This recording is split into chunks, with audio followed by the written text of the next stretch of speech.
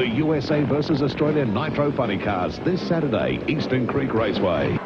OK Blues supporters, it's time to maintain the rage as the State of Origin Wild Bunch explodes at Eastern Creek this Sunday. Come and feel the powers. The Banana Benders Peter Gratz, Tom Coonan and Greg Thompson take on the Mighty Blues Wild Bunch team. It's head-to-head 2,000 horsepower action with state pride on the line plus a full support program. Kids are free, so bring your parents and experience the State of Origin.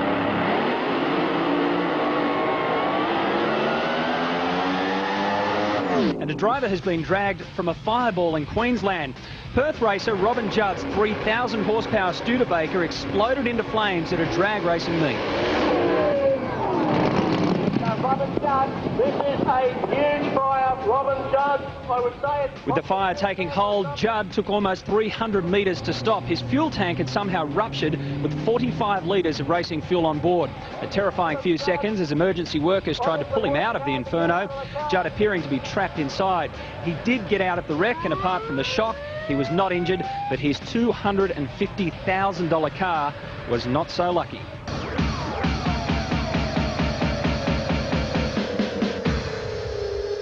Second counts for the Master Blaster, Victor Bray. Keep your eye on Victor Bray. Victor Bray!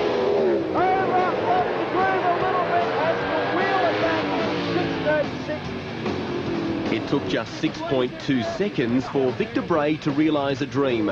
He's one of the most successful drag racers in Australia, yet Bray had never won the Konica Winter Nationals. That all changed on a cool June night at Queensland's Willowbank Raceway. The king of top door slammer racing finally etched his name on the third of three major national trophies, which until this season had all eluded him. This year we got the lot. I had actually won every championship. So even though I'd won every championship and won the championship 6 times in a row, I'd never actually won any major of the big major events that we have. And this year I won them all, so we're pretty happy. The monkey's off the back, I hope. Victor's the first to admit he loves stepping or hopping the car up in drag racing's constant quest for more speed and quicker times over the quarter. Despite setting a new Australian record, he's convinced the weather conditions and the track that night were conducive to an even faster pass in the final, maybe a 6.1. But he chose to Cadillac it down the lane instead. That's if you can call 380 k's an hour cruising. Helping him achieve the breakthrough, his trusty trademark 57 Chev. So this is the good luck charm. I've had it long enough to call it one anyway. I think we built this car in 1993, so it's been the same front, had a few repairs, but it's still going. Bit of damage from the weekend? Yeah, I don't think it's as much as what the boys put on their supercars down in Canberra down there, but no, this thing, breaks the odd blower belt, supercharger belt. There's about, 400 or 500 horsepower go through those belts every now and then you break one, and it's usually on a run you don't want to break one on. Can we have a closer look? Yeah, we'll just tear this front off. Whack it down over here. Yeah, well, there she is, mate. Basically, it's based on a 426 Chrysler Hemi. It's bored and stroked. It's got a 4250 bore, 4.375 stroke. It's got 875 fair lift on the camshaft. It's supercharged. It's fuel injected. We've got a 40 amp magneto on it, and at 9,500 revs, it makes around 3,200 horsepower on a good day. Obviously, the weather conditions that prevail matter. We pump oxygen out of the atmosphere as the weather conditions change, but between 2,800 and 3,200 horsepower at 9,500. So another 400 or 500 horsepower, and we'd be starting to get pretty happy with that. Basically mind-blowing. You wouldn't want to take it up the road too often, would you? Most of the car's development is done at a workshop on the family's tomato farm on the outskirts of Brisbane. And there's plenty to remind you that 20 years ago, Victor's racing career had humble beginnings. So we've got a bit of history tied up here in the back of the garage. What's this? History ain't the word, mate. This is old Bertha, #1. Years ago, this was my street car. I had it when I was a young fella, and started putting hotter and hotter engines in here. There'd be a lot of people up in the local pubs and that around here that have seen this car full of cauliflowers and tomatoes. What we used to do to earn a few dollars on weekends so we can go racing on the next week, we used to tear the back seat out, take it down the farm up there, fill the whole back up with cauliflowers or tomatoes, whatever we were picking at the time, take them up the sessions, a few cool ones in the morning, sell them at the session, go to another pub, sell another session in the afternoon, come back down here. So, and it used to run 11 seconds on the street too. Now that the 44-year-old grandfather has won the triple, he's agreed to a brief change of direction, fulfilling a promise to build his son Ben a car to race against the old man. He had a fair bit of success when he was racing his junior. He won the national titles down in Canberra one year, and you know, was always going pretty good in that all the time, and still a cheeky little prick though. What are you going to do for an engine? Borrow yours. You wish. I'll give you one that's got about 1,000 horsepower less than mine, eh? Something you can get used to. Still go fast on you with that. At just 17 years of age, Ben is an integral part of the loyal band of family and friends that make up the Bray team. But perhaps his greatest supporter is wife Marie. I don't think I've ever been to a drag race event where Marie wasn't there, so Marie packs a parachute, so I don't suppose there'll ever be a divorce in the family, will there? With the top door slammer clean sweep safely under the belt, and the next generation Bray preparing to hit the track, Victor can afford to cruise for a little while at least. Just keep checking those parachutes, Victor, and we'll be...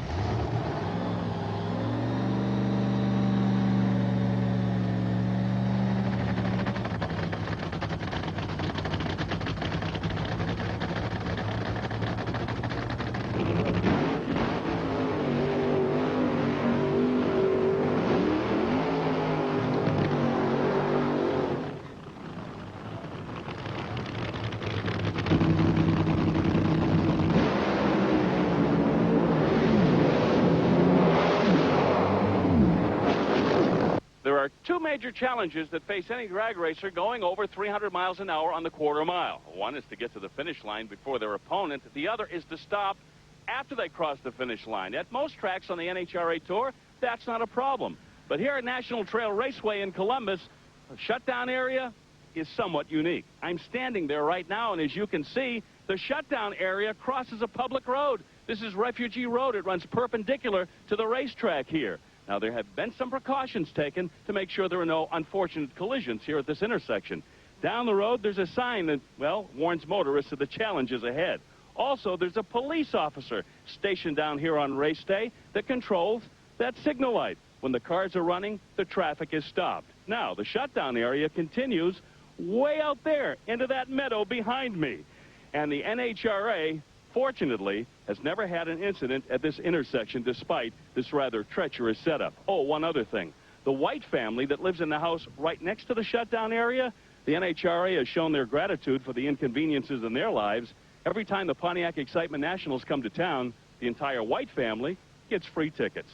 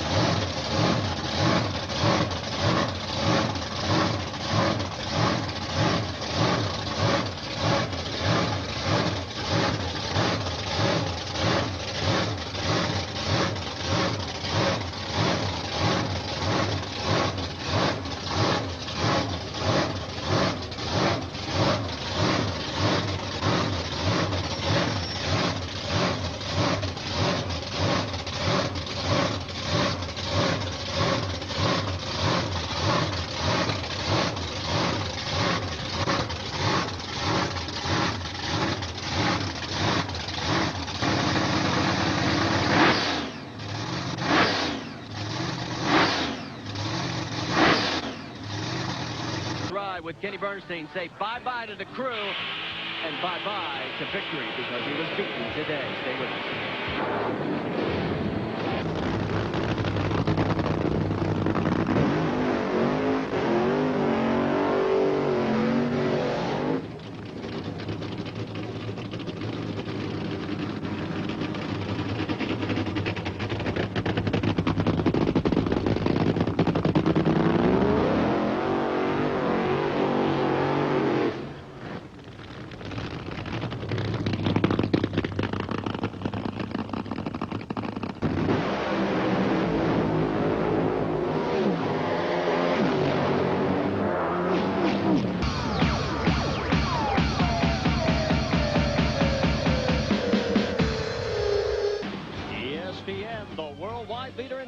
presents the National Hot Rod Association.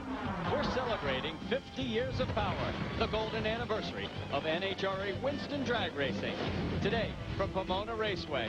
Back here at the Pep Boys 50th Anniversary Nationals, while we were in break, Andrew Cowan in the left lane. Watch this. He runs a 4.60 second flat, 3:21. He is your new #1 qualifier here in Top Fuel. He's at the far end with Bill Stevens. Andrew Cowan from Australia back in this country. We know I have to go back to the homeland and spend some time back there, but this is a nice homecoming here for us Americans. Man, I'm just having too much fun. I mean, like, our crew and all Australian crew, I mean, we're over here having fun. My dad's doing a good job. We just got the #1 spot, but I don't think it'll last too long because those guys are probably playing with their clutch timers. But for K&N, all the people back home, we love you, baby. You know, Marty, Ron Capps is sitting there as a driver. Myself, I've been in this position. You want to make sure you do everything mechanically right. Make sure you do the proper burnout. Not that you don't before, but you really want to make sure that you kind of dot your I's and cross your T type thing. And as these two guys come across the line, we'll remind you, for all the latest racing news, all you have to do is dial up rpm.espn.com. Marty, I want to point out the Geronimo car here, the driver, Bill Burkhart Jr. This is the car that Larry Minor, a lot of you fans remember Larry Minor, my car owner from the days of the McDonald's car, and really has a lot of history. He started this Geronimo team, and the Geronimo team, Bill Schultz and Bill Blumgren bought the team and bought the name. So this car's run good here, and he's going to have to do it here. Has not made a field yet this year. Here we go.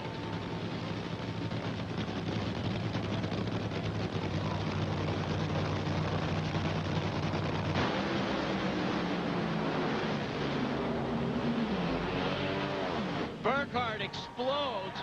Capps runs a 495. Scotty Cannon now knows he's got to do some more heavy-duty work if he wants to get his first ever career pole. We're coming back. And right now we go back to Tony Petragon in the Castrol Syntec Mustang, and he'll be over the right lane. And in the left lane, it's Scotty Cannon in the Oakley Firebird. Marty, both these cars right here coming up, I feel you're going to see some big numbers. You're going to see a whole lot of tire smoke here because both of these cars are going to go for it on this run. We saw the track; it's going to be there for them. So this will be. There won't be a mosquito left in the whole Southern California after this run. For Tony, he's qualified third at a 486.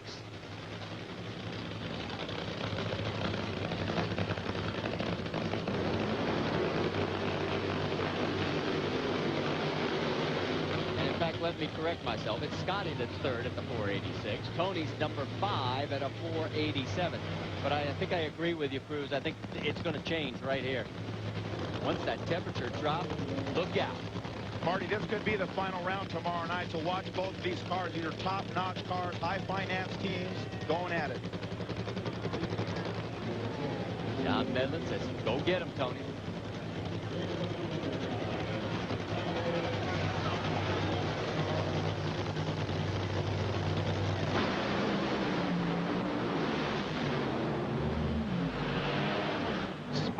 Flying at a 483. It's going to help Scotty get to the number 2 spot.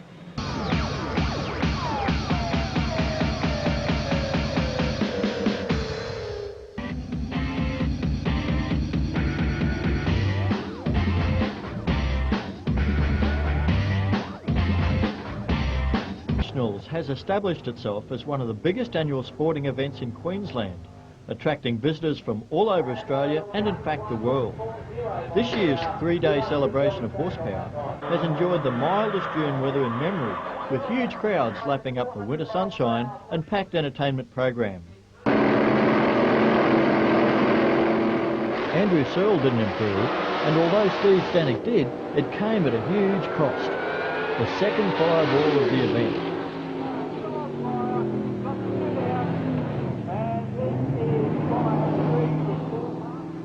While Steve Stanek and team owner Lucky Valeri were still in the field, their future in the event was doubtful.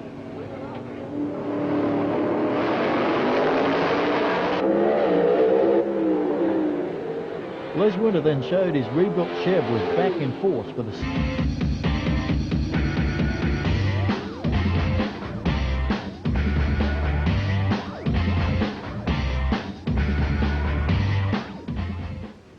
like you're in a cement mixer. Just your head shakes from one side to the other. Not very good at all. Tire shake? Boy, that shakes you up. It's like someone puts a jackhammer against your helmet. It's really bad. Chatter. Start picking your gold teeth up off the ground. I get a big whopping headache. Well, I'm a bit loose when it comes to that. I try and drive through it.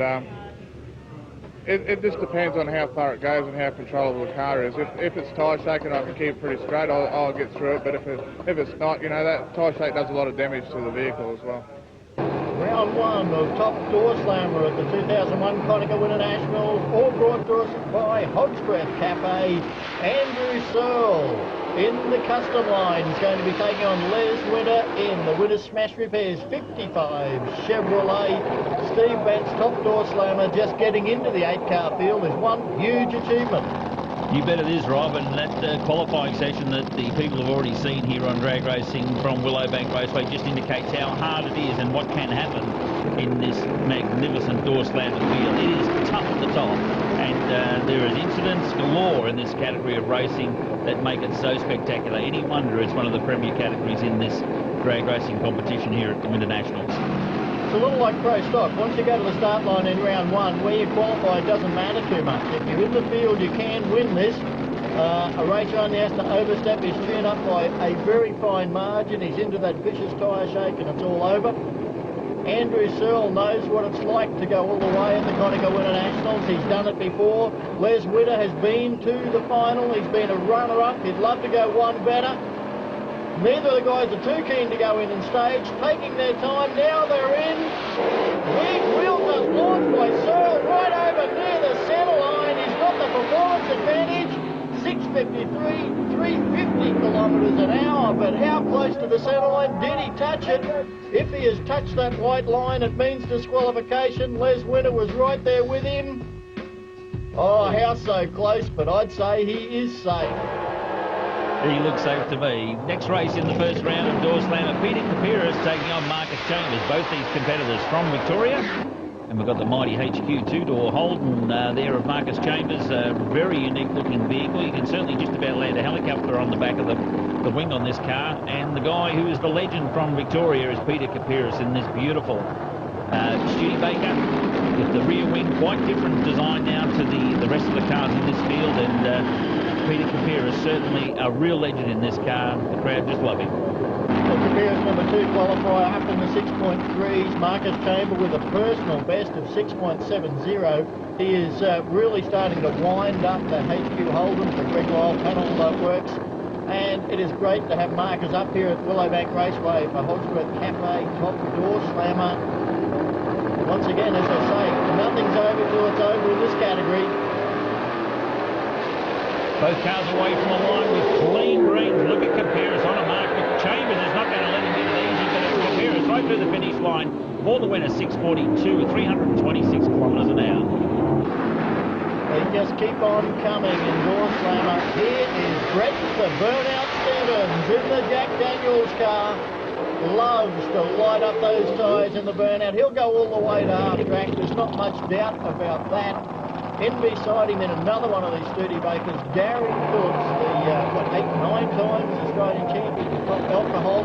This is his second season in Door Slammer, and this could be a pretty tough one. The two Studebakers really evenly matched in qualifying. Yeah, Brett has made a fantastic debut into top Door Slammer racing. He just took to it like the proverbial duck to water and has done a fantastic job in this car, as well as still riding the Top Fuel motorcycle. Sponsored by Jack Daniels. They just love him. The crowd love him. So Brett Stevens is one of the top competitors. Gary Phillips, you cannot say anything that hasn't already been said about Gary. He is a legend in alcohol supercharged racing, and this Lucas Oil sponsored Studebaker is a tough one to beat.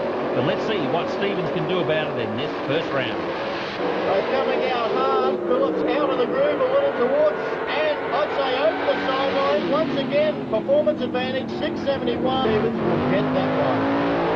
Final race in this first round. Here's the man himself from Castrol. It's Victor Bray, folks, and this guy is a legend in top Door Slammer racing. He has been unbeatable in the championships that have been run in this category for the last 5 or 6 years. Victor will not be taking Kim lightly here. He can pull the rug out from under you. As quick as look at you. This guy's been years stock experience, but a problem for Petterwood, and Victor Bray's going to take this one nice and clean. I wouldn't say... Zammit, clean greens, good start, good race. This will be close. Oh no! Zammit over the fence. The cars looked like they were going to come together. Zammit has lost the Nissan totally, rolled along and over the fence. This is probably the worst superstock crash I have ever seen. There is Peter Zammit out of the car and A-OK.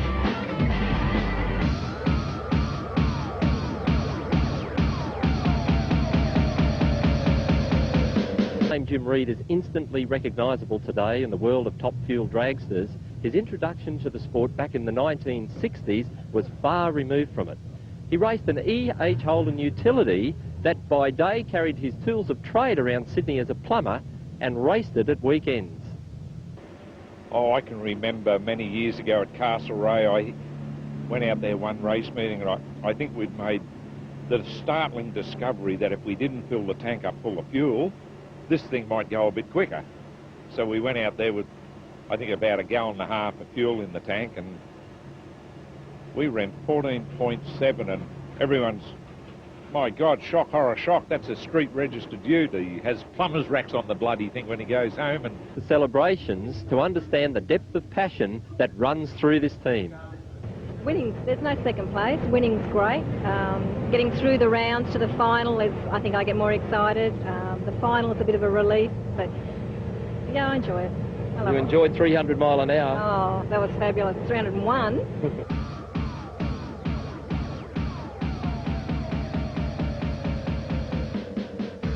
The car that you're in now, something totally different, the door slammer and a Chevy Corvette.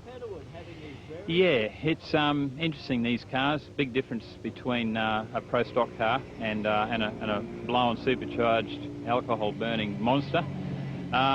They get your attention, I'll tell you that. When they go straight, it's just like a very fast pro stock car. But apart from that, you have to really have a good focus on what's happening, because with one thing I have noticed with the door slammer is that you don't have to worry about power. I mean, the thing has more power than you need. You just have to get the thing to the track.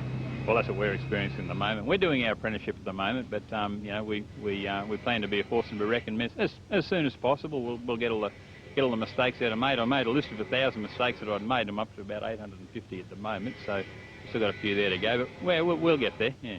The semi-finals keep coming at us in top door slammer now for Hodgworth Cafe. This should be an absolute barn burner. All weekend has been almost exactly the same. Watch this one on the start line. It could be all over and done with right there on the Christmas tree. And these guys aren't keen to stay. You saw Capiris go in. Searle is hanging him out a little bit, maybe. And it's Capiris that's come out on top with the reaction time department. Searle's coming right back at him. Capiris by 29 thousandths of a second runs a 6:40. But lost it right there on the start line. Well, Peter Capiris, that was pretty close. Yeah, it was close. I didn't even know who won it, man. It was close. Yeah. Good one, bro. All Yeah, right. that was close. So on to the final. Into the final, see who we got, whether it's Brett or Vic. It'll be a good final. I'm surprised that track's good, you know. I didn't think it would be that good. It's probably could have taken more power. You know, we took a bit of power out, but that was quite impressive, actually. That's good. A win's always good. One of the best races you'll ever see in top door slammer, and this one is certainly going to be nothing short of that either. Brett Stevens and Victor Bray, the burnout kings of top door slammer. Victor Bray for Castrol in the 57 Chevy, and of course Brett Stevens for Jack Daniels in the Studebaker. What a pairing this will be. Two absolute legends in drag racing from totally different directions, Rob. And listen to this, a performance for the crowd like you've never seen before. What showmen, what fantastic races we've got here on the track at Willowbank. As they're backing up, they were flipping the throttles, and I think Brett Stevens started it. Victor said, if you can do it, I can. And then they had a rev war into reverse gear. Well, that war is just beginning. The battle of the semi-final is coming up. The Jack Daniels car of Brett Stevens. The Castler revs are right up around 5,500 RPM. And it is a case of, I think, Victor Bray is going to the final. 6:20, that's his best ever. 371 Ks. Have a look at that. The crew are on top of the world. Ben Gray can't celebrate much better than that.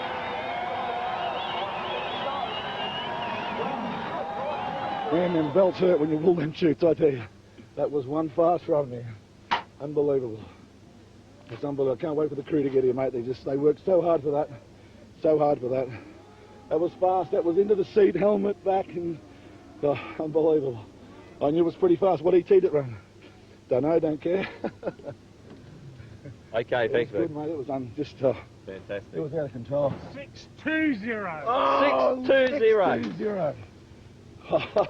It filled it too. 22-30.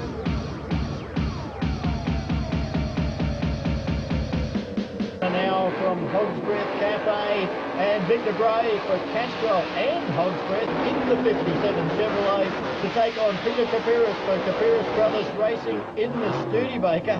And Kapiris pretty wild at the end of the burnout there. Peter's comment from the previous run, he said that they backed a little bit of power out of the car, so they can certainly put that power back in. He said the track at Willowbank was fantastic, so look for the yellow car of the Kapiris Brothers to come out of this start line with a lot more power, but the man in the Castrol car is the one to beat here at the Winter Nationals this weekend. Victor Bray in the Castrol 57 Chevy waiting on him to stage. This is the final and a big hole shot to Peter Kapiris. Kapiris still out in front. Here comes the Castrol car. Victor Bray, 626, 222. Too much horsepower, and he has driven away with it. He's got his first Continental Winter Nationals. Benny, come over. Benny, the crew chief. Mate, this is your first one, your first crew chiefing on the Winter Nats. Next year, you're going to have to beat up on him. Tell us how hard it was. Oh, it was hard, but when I get down to here, it's all worth it. Marie, it's been a really, really big 12 months. We see you over in Perth. It's almost like your second home. No one travels more. No one races more. Congratulations. You can't tell us how happy you are. No, I can't. That's wonderful. Our first ever winner. Well, Victor Bray, congratulations. Your first Winter Nationals gold Christmas tree. Yeah. Absolutely fabulous, mate. That was great. You ran all right too, didn't it? 626, Victor. Okay, that's good. There we are. Congratulations. That's a whole set. 2000 and 2001 we got the chance. Fourth final, but anyway, we'll work at it. We did this last meeting, didn't we? Yeah, buddy, eh?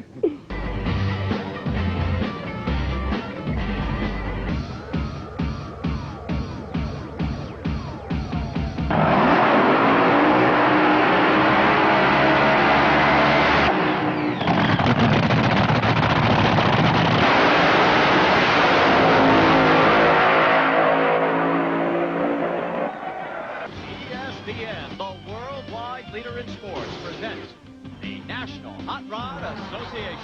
Celebrating 50 years of power, it's the golden anniversary of NHRA Winston Drag Racing. Today, from Brainerd International Raceway. This is first round action. Earlier today at Brainerd International Raceway, John Smith in the right lane, closest to you. In the left lane, Gary Selzy, and as this race starts, it goes wrong. Terribly wrong.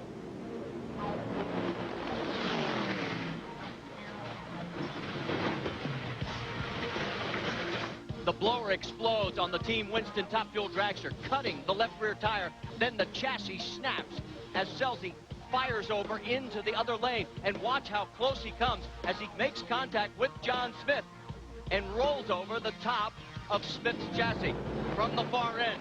At this moment, when we first saw this, all of us here, as the cars disintegrated, were wondering, there's John Smith, but where is Gary Selzy? And no one seemed to know until all of a sudden, as the car comes to a stop, watch the tire on the back, and rolling up and into place is Gary Selzy. And then miraculously, somehow, Selzy unstraps and climbs out of the cockpit unassisted, while medical technicians quickly got to treat John Smith. Bill Stevens caught up with Gary Selzy. Gary Selzy's out of the car, appears to be okay, but boy, that's got to be the worst one we've ever seen you win. Well, I'll tell you what, I'm getting my own decade of thrills here myself. You know, I don't know what happened. The motor was going away, but I didn't see John, and I stayed on the gas, and I did the same thing at Sonoma. You got the will to win, and Kenny went out first round. I probably should have shut it off, but, you know, it's done it before, and it's been okay. And I honest to God don't know what happened. Something happened. I turned in the wall, and I don't know, but I'm okay. I hope John's okay, because, I mean, we're a family out here, and we love everybody. And, Dominic, I know you're watching, buddy. Daddy's okay. I know we feel better seeing Gary out of the car and obviously okay. Well, moments later, Gary, in a very close and personal contact, as John was extricated from the car, he was alert and awake. They exchanged a few words as they took him to the helicopter.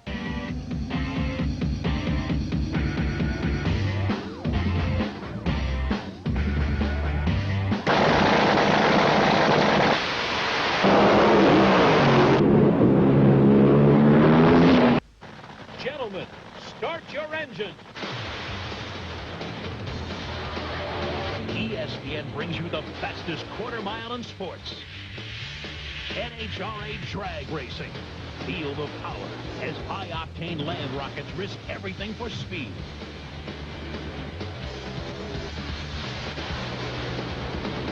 The hot rods are on ESPN, your home for motorsports. Larry Dixon, John? You know, Marty, ever since I met Larry, I think it was back in '95, the fall of 1995, he's always got a smile on his face, but I walked into the pit just as they were warming up the car, and you should have seen the concentration. Larry, you got your game face on, don't you? Well, this is Indy, you know. I mean, you know, only one person can come out of here as a top fuel champ, and, you know, only one guy should be smiling at the end of the day, so. Novel thing, you came here to this racetrack every year up until last year. Every time you looked over, even including when you won in '99, there was a yellow car of Eddie Hill. You're probably looking around the pits to try to find him this week.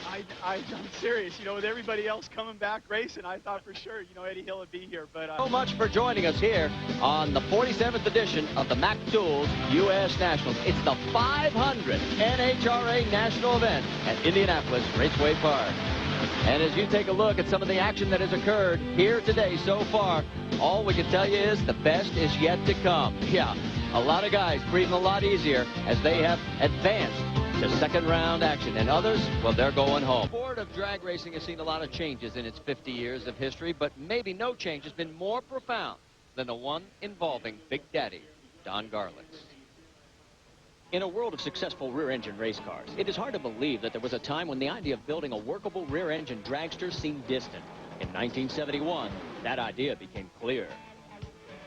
If there's any one thing that changed the face of drag racing, it happened 30 years ago this year. And that was when Don Garlits developed the first workable rear-engine dragster. History will tell you, and Garlits says that it all occurred when he had the accident at Lyons back in 1970. I always refer to this one as the accident car. And I should have known better from the beginning. It was Swamp Rat 13, but we never paid much attention to numbers in those days. But it was my bad luck car. Because, well, what had happened, the slingshot dragster had really been just taken right out to the absolute limit. The engines of the day had become more powerful, putting greater stress on the standard automotive drivetrains, and as a matter of simple physics, something had to give. Interesting thing that we reported at the beginning of the show was that we may see you at Pomona at the end of the year. It's a real good possibility. Gary and I are talking about that right now, how we can put that program together to go to this final birthday for NHRA, the final event of the year, Pomona. I like Pomona. I've won a lot of races there, and I think that would really fill the season out just great. That would be great for us, too. And, Marty, back to you. Well, I'll tell you what, that would thrill everybody if he follows through and is able to put the deal together. The man known as Big. Isn't it funny how things change? They somehow seem the same. It's been about 12 years since 1989 when Darrell Gwynn won here at the U.S. Nationals in Top Fuel to add to an 83 crown. And this guy was a hard-nosed racer who took out the crew chief of the car you're facing. Dick LaHaye, what do you remember from that event? Well, I remember obviously winning and being very competitive at that time. We did everything you could do on that day. We qualified #1, set the national record, and won the race. And we've had a great weekend so far. I just hope we can pull this thing off here today for the Yankees and all of the rest of our sponsors. Needless to say, you're still pretty hard-nosed, and you want this one. Absolutely. I mean, as you remember, we've been struggling here the last summertime, and the boys want this thing bad. Nostalgic hardly begins to describe this weekend. Take us down the quarter mile again Friday night in that electric-powered dragster. Well, like I said, it just started Friday night. It's just, here we are in the final, but Friday night was a moment I'll never forget the rest of my life. Can't imagine the thoughts that were going through my mind to see my daughter, see me go down the racetrack again, and hopefully we just cap it off right here. A lot of tears flowing on Friday night. More tears of joy. They can pull this one off. Mike Dunn. Let's take a look at how Mike got here. He took care of business, eliminating Don Garlits in the first round, then Tim Gibson, and finally Gary Selsey in the semifinal. What about Larry Dixon, the points leader? Bruce Linton was his first victim, Darrell Russell his second, and Kenny Bernstein, the man he's dueling for the championship, in the semifinals. That sets the stage for Top Fuel. And it's time to do some serious ground pounding. You're looking into the eyes of Mike Dunn. Now, they had a problem, crew.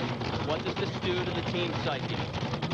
Well, we'll find out here in a few seconds here, but I don't think as a driver, and it's in the driver's hands now. Mike Dunn has been around a long time. He's won this race before, driving for a good friend of mine, Joe Paisano, and passed away, the late Joe Paisano. But Mike Dunn, like I said, he's going to, the ball's in his court right now, but I just think he's in awful tough here with this Miller Lite car you're looking at here, Larry Dixon and Dick Leahy. That car is just, it's on a mission right now, and it just looks unstoppable. Mike Dunn brings it through the water. The New York Yankees dragster lights him up. Now, as these guys back up, we want to talk a little bit about Larry Dixon as a driver. Let me give you one little statistic here, and it's significant. If Dixon wins this race, he will pass his boss, Don the Snake Trudeau, Scott Paletta, the late Gary Ormsby, and he'll tie his crew chief, Dick Leahy, with 15 career wins. This guy is a serious winner.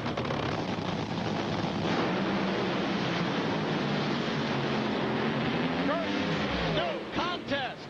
It is Larry Dixon, 460 and 315. Larry Dixon, you won the U.S. Nationals. Don Prudhomme won it. Ed the Ace McCulloch won it. Dick Leahy just won his first U.S. Nationals. That's a little speechless, because as soon as I saw that win line, that's exactly what I was thinking about. He's been out here racing at Indy as long as Snake, as long as Garlits, and he's never been in the winner's circle. And we got him. I feel like Angelo. I'm starting to cry, you know, but seriously, it's a big deal. You know, my dad came here and raced an awful lot. Towed back here for 3 days, and I mean, this race means so much. I mean, all the others are great, but man, this is Indy. In the beginning of time, there was only one race, and it was Indianapolis, and we did it with Miller Car and that tools. Thank you. That's why we call Indy the Big Hill.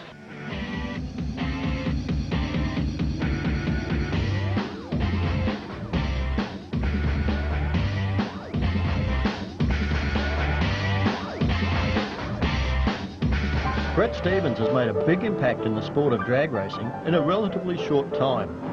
Now a professional racer, the former bike shop owner jumped into the sport at the deep end, with his first race vehicle being a Nitro Harley for Top Bike. He soon set new standards, running a multi-bike team in the series with the backing of Jack Daniels. Last season, he added a Studebaker top door slammer and a burnout car to the expanding Jack Daniels stable. Within 12 months, he became the first racer since Jim Reed to win 2 Group 1 professional classes at the same event. Now Stevens has even bigger plans for his rapidly expanding team. I'm a bit of a go-getter, and I put together an idea that I had called the Extreme Masters of Horsepower, and I've done a program with Victor Bray where we match race our race cars at some of the regional tracks, and we take our burnout cars as an added feature. Believe in those races. Here is Ben Bray having his first competitive race in the senior ranks. Son of Victor Bray has stepped up from junior dragster. He'll be taking on Chris Boy, another rookie in the Supercharged Outlaws category. Well, Paul Kasos caught up with Ben Bray and his father earlier on this afternoon. He's stepping out of his 100 km/h junior dragster into a 300 km/h top door slammer. And Ben, how does that feel? Fast, actually. Junior dragster, 100k, door slammer, 300k. Yeah, it's a big difference. And Ben, how far do you want to go in the sport of drag racing? As far as my dad did, and further. And do you dream of the day you'll race him in a final? Yeah, just as long as it stays 1-0 to me. Well, how does Dad feel about that? I don't know if you read the back of the car, but he says the world's fastest smart ass, and he's not far off, is he?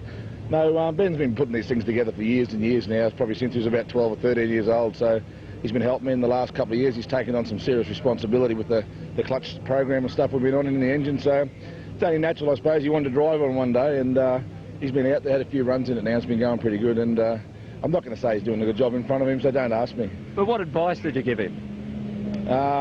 Don't hit the wall. Don't blow the engine up. Well, Ben Bray has taken over the driving of the Castrol Custom Line and added his own special kid graphics to it.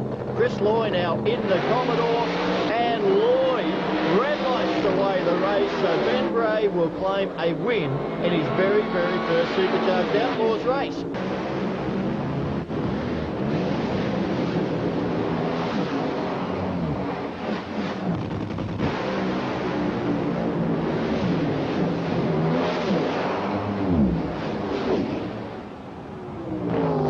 That's Frank Pedregon's flopper here at the AutoZone Nationals, and yes, we remember. He was one of the first. Didn't wait, didn't sit on the fence. They said, we're not racing. How did that sit with you? That was actually the first call that I made that morning to the president. Not to Bush, but to Compton to know, you know, what are we going to do? A lot of people were concerned, and that situation was priority. But bottom line, I had 45 employees and 5 18-wheelers crossing the country, guys in airports. Tony was flying, Dinsham. Like, we got to stop everything. Number one, to find out what the race is going to do. Find out what the world's going to do. And just not have your people. We had them in truck stops. They were parked to make a decision, all waiting on Compton, and also watching what you know, the TV, what the news channels were telling us was going to happen. Nobody knew. It was kind of like, we do have a race to run. We have jobs for the sponsors that pay, Castrol and Ford and these people. We had a decision to make, but I had to wait for Compton to make that call. And like you said, he was one of the first that in all of motorsports that made a call to pull the plug. But he saw the seriousness of the situation. Everybody did, but, you know, there's the cost of hotel rooms, of planes, people flying, but not just the cost of that. Nothing could compare to the $400 billion spent on the Twin Towers when it went down, the loss there. But we have our own expenses, but the biggest priority was safety. What about our people? Where are they at? Where are my children? Well, I knew where they were at. So it was about protecting my team. We've had some time. Everybody, do you agree, feels like it's time to get back to racing, to try and put some semblance of normalcy back into life? They won't stop America. It's going to go on. I've talked to a lot of the drivers in NASCAR, the people in drag racing, my friends. We're going on. Our job is to entertain. It was no different during the war, during Pearl Harbor. People in bad times need to be entertained. I say, get on an airplane, fly if you must.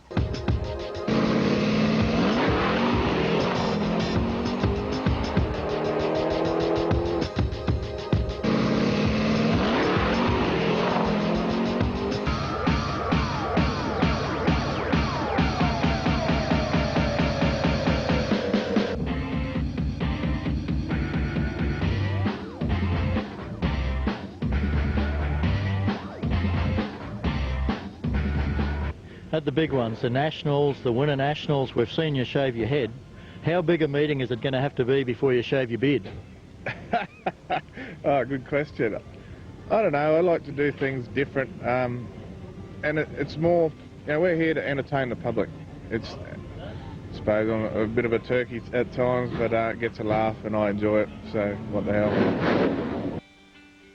During a run, I really use the feel a lot. For some reason, these cars kind of have a certain, they've got kind of a certain rhythm to them when they're running. Even though they're so loud and they're shaking the ground, you've just got kind of a steady, certain rhythm. And when that goes away, you know something's wrong. If you're racing, you just kind of grit your teeth and tuck down a little bit in the chair while you keep your foot down. In a qualifying run, when that happens, you just lift off and shut it off. Probably the hardest thing about driving a top fuel car or a funny car is knowing when to shut it off.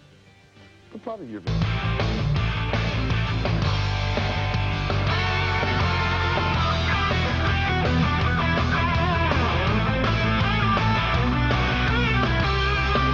Hot Rod Association, celebrating 50 years of power. It's the golden anniversary of NHRA Winston Drag Racing.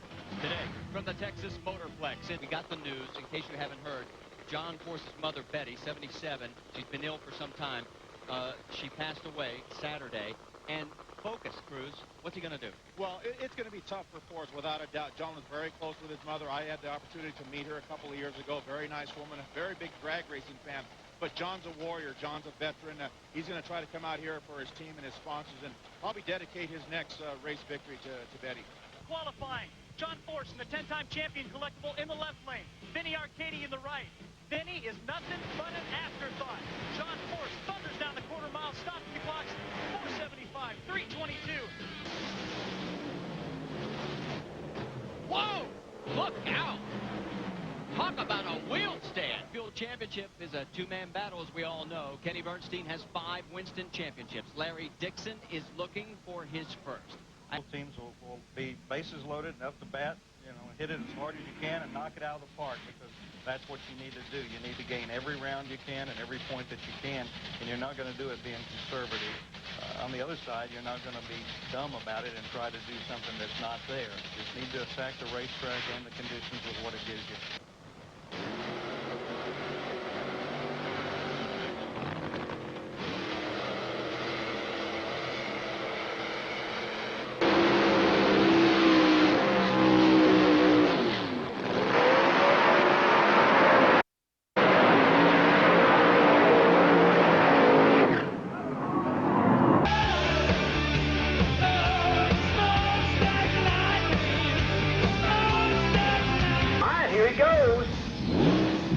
See what happens when something goes terribly wrong.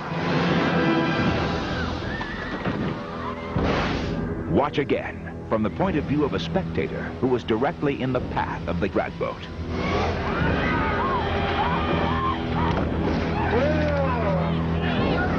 The driver of the boat is knocked unconscious, his condition critical. On this race day, drag boat driver Jerry Davis is looking forward to victory.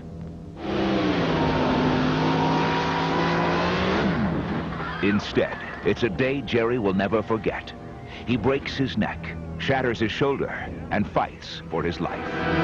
Go on board the Warner Enterprises Top Fuel Dragster. And when that smoke cleared, it was the Warner Enterprises team. It was thrilled for Clay Milliken. What a run. No diversion in Andrew Cowan's career, however, not that you can afford to make a diversion from a drag strip. His US success hasn't been given the credit it deserves, given how tough it is to make it in the big time. Lee Diffie dropped into Atlanta for a chat.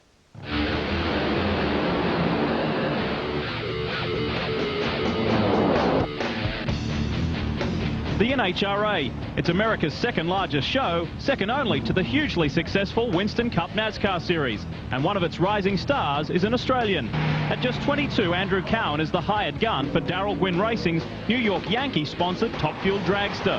And even after 7 rounds of the championship, Cowan is still pinching himself. So the only other people on my wall in my bedroom in Australia is, other than my dad, is John Force and Darrell Gwynn. And to actually be racing for the man now, it's just fantastic. It's a long way from Sydney, but it could be said that Cowan was destined to end up in the NHRA, with parents like Wendy and Graham Cowan, both champion drag racers in their own right. And after competing part-time in the US for the past 3 years with his dad's team, Cowan Jr. did enough to grab plenty of attention, most notably that of drag racing legend Darrell Gwynn. Andrew's the real deal, and we just got to give him a better car to race with and put him in the winner's circle. And that goes for everybody over here in the States and in Australia. Everybody wants to see him win his first race, including the team owner, me. Okay, this is my baby. Wanted to show everyone up close and personal, starting from the rear end. It's got a 7,000 horsepower engine that's driven through a 5-disc clutch. This is a fuel pump which blows 90 gallons a minute, and we have dual magnetos that are 44 amps each to fire it. Now this is my office. I've got all my family friends in here. The green one's Mike, the koala bear is Sydney, and the cat, that's Thomas. So that's just good luck things. This is my steering wheel. It ain't big, but it's enough to take care of it. It goes in a straight line anyway. Way at the front here, we've got the fuel tank, which holds about 20 gallons of nitromethane, but I know I see the fuel pump flows 90 gallons, but it only runs for 4.4 seconds, and by that time, we're doing 330 miles an hour. Going fast is what this kid does extremely well. At the opening round of the championship in Pomona, California, Cowan was the #1 qualifier with an amazing 4.49 second run, the 4th quickest in history. In a very short period of time, Andrew Cowan has not only proven he can handle the pressures of running in a top-flight NHRA team, but he's also endeared himself to one of the world's largest motorsport fan bases, and at the same time gained respect from some of the sport's biggest names. No, he's doing fine.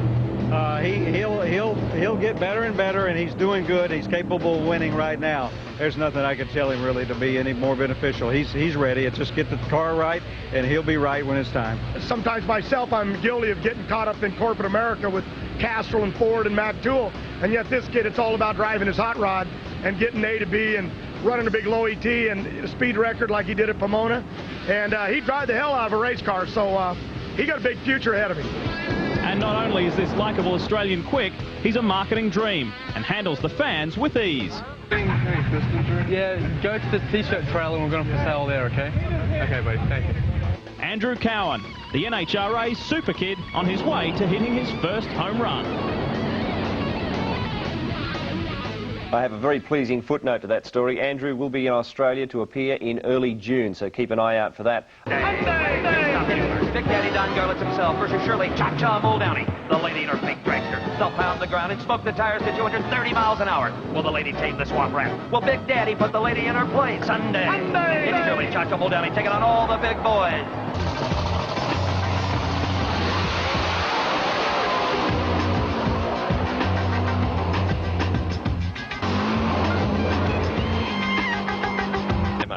Now, Peter Capiris has been running his Studebaker for quite some time, but it was in Western Australia in December of last year that he set the world alight when he ran the quickest pass by an alcohol-fueled top-door slammer anywhere in the world, 6.07 seconds.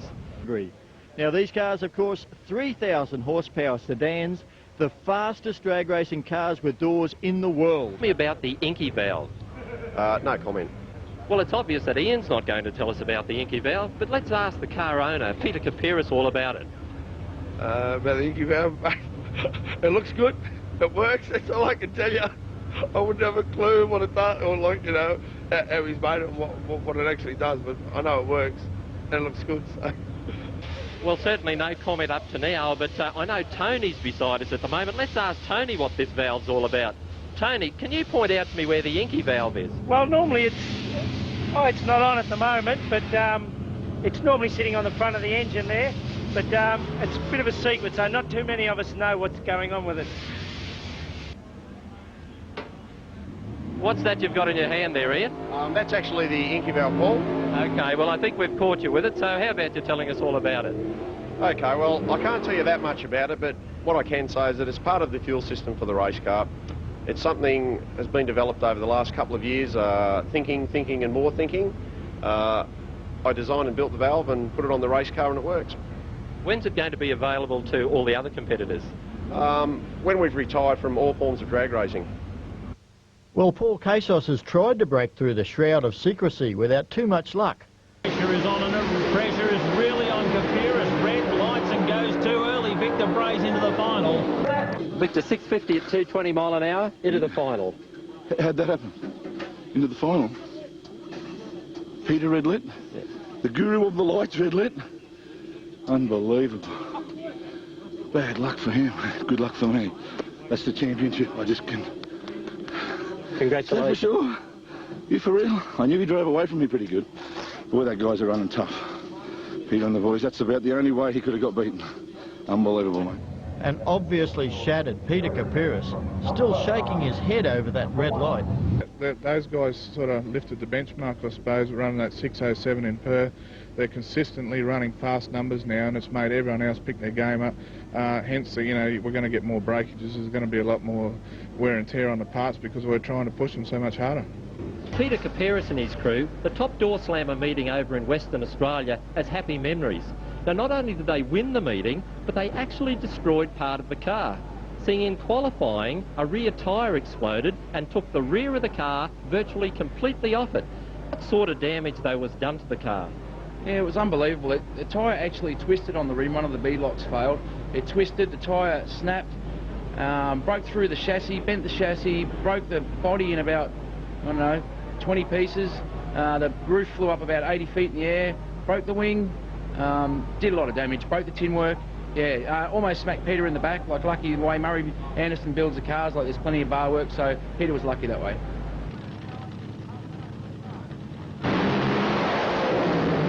0 to 200 kilometres an hour in less than 2 seconds. 400 Ks in 3 seconds.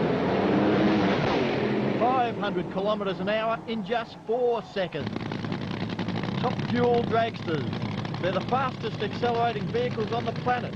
Cowan is the name on everyone's lips here this weekend at Willowbank Raceway. We're here for the running of the Castrol Winter Nationals. I'm Paul Kasos, and Steve Betts, Top Fuel is where it's all happening. Yeah, you betcha. Andrew Cowan certainly shocked the world yesterday here in Australia with a 475 at 314 miles an hour in qualifying. Absolutely brilliant pass by Andrew, but it's just fantastic because this is the car that is in fact still the world ET record holder. This car has run 449 in America with Andrew behind the wheel. So here they go, they're heading into pre-stage. We're not far from our first Top Fuel pass of the evening in the Ipswich City Council Night of Thunder. The Thunder! Side by side, all the way! 4 seconds! 4.75! 4.90! Side by side. Without a doubt, the story of the 2002 Castrol Winter Nationals has been the return of Andrew Cowan from the USA for this one event appearance in the Cowan family's Rocket Industries Top Fuel car. Andrew, of course, is currently contesting the entire NHRA Powerade series in America behind the wheel of Darrell Gwynn's New York Yankees Top Fuel dragster. We caught up with Andrew in the pits on Friday before he'd even had his first run on Willowbank Raceway. Well, Andrew, how did all this come about for you to come back to Australia and run the Castrol Winter Nationals? Well, me and Dad talked about it for a little while, and I was just grateful enough that my new boss, Jerry and Darrell Gwynn, gave me the privilege of flying back just for, I think I'm here for about 5 or 6 days or something like that, but I mean, we were talking about it just for a little while, and hopefully we can beat my dad's old record here, 481. I mean, that's stood for like 5 years or something now, but hopefully this kid comes along and smashes it. In the US, you're running the full NHRA Powerade drag racing series week in, week out. How have you found that compared to when in Australia you race part-time? This will be the 8th weekend, 7th or 8th weekend in a row that I've been racing, so I've been running every weekend for almost 2 months now. I mean, it's pretty hectic. Of course, the season opened with the American Winter Nationals, and a pretty good event for you. You guys ended up on pole. Yeah, we reset the track record there at 4:49, and currently we're still the quickest. I'm still the quickest driver this season on the NHRA Powerade circuit. Just a few weeks ago, we set the speed record at Englishtown, New Jersey. We ran 3:27.98, or basically 3:28. So we've been a little bit inconsistent this year, but I mean, it's obviously the most powerful dragster or race car on the whole NHRA circuit. So I mean, that's proven without a doubt. But what does the future hold for Andrew Cowan? Where do you think you're headed in drag racing? Well, I've done almost everything I wanted to do. I mean, there's 2 things more I want to do, and that's to win an NHRA sanctioned event and to run 330 miles an hour before I'm 23. So you do race the big names, the Kenny Bernsteins, etc., and they've been around drag racing for a lot of years. Some of them are living legends. A lot of media out of Gainesville regarding a living legend in the form of Shirley Muldowney. What was that story? Well, I just expressed my feelings for her at the other end of the braking area, and she didn't like it, and that was about it. It wasn't really too bad. I mean, I think the media worked it up for more than what it really was. I mean, it was just a lot of verbal words, and we expressed our feelings about each other. And I guess that wasn't mutual admiration. Yeah, something like that. Just, you know, I'm really taking advantage of racing all of my heroes and people that I used to come home from work every day and watch them, you know, tapes and videos, and now I'm running up against them, well, I'm the quickest this season, so I mean... Fantastic to have Andrew over here from the USA. I'm so proud of Andrew, of his achievements and his ability in the US, and to have him here in front of all his fans in Australia, and have his brother John and his mum's coming in tomorrow. It's just a fantastic achievement for the whole family. You yourself went to America and raced partial schedules a couple of times. Do you see Andrew fulfilling maybe your dreams at the time? Andrew's surpassed where I was at. I raced hobby-wise in the 80s in the funny cars for a couple of races, and I was pretty good friends with Darrell Gwynn at the time, and it's ironic that Andrew's got the drive in Darrell's car now. when Cowan recorded a fantastic 4:75 at 314 miles an hour, or 505 kilometres. It was obviously quick, but earlier this morning he indicated to Paul Kasos that there may still be more to come. That wasn't a perfect run last night. I mean, it was a shame that it rained later on in the evening, because we were really going to hop it up some and see if we could run like a mid-50 at close to the 320, because the track could have held it. The track was really good last night, and so was the weather conditions. But ready to race. They've come out fairly evenly, but it's Jim Reed with the legs. Steve Reed on fire. He's lost an engine, I'd say, but Jim Reed, 491. He is consistently quick down the bottom end too. He is into the padding. He'll pull up nice and safe on the grass. He's used all 550 metres of the braking area and a bit more. A 491, 296 mile an hour. How about that, eh? Well, I had to get a break with the kid, didn't I? Eh? I'll go back and kiss him now and tell him I got lane choice. So long as you're not going to kiss me, I'm happy with that. No, listen. When he was a little boy this big, I kissed him. Now he's a big boy. No, he's a good kid. Jim, a little bit of problems there getting a stop. No, none at all. Just a silly old prick, mate, who can't pull his race car up.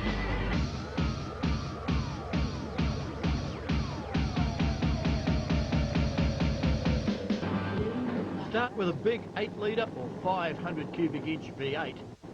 Add a massive supercharger and fuel injection to pump large volumes of methanol fuel and oxygen into the engine. Use an extremely high-powered ignition system to burn it, and you've got 3,000 horsepower or more.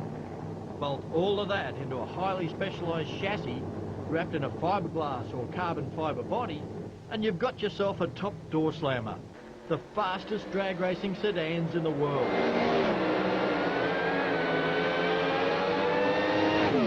G'day, I'm Victor Bray, and this is my tomato farm. Beautiful. I love tomatoes. In fact, the only thing I enjoy getting my teeth into more than tomatoes are donuts.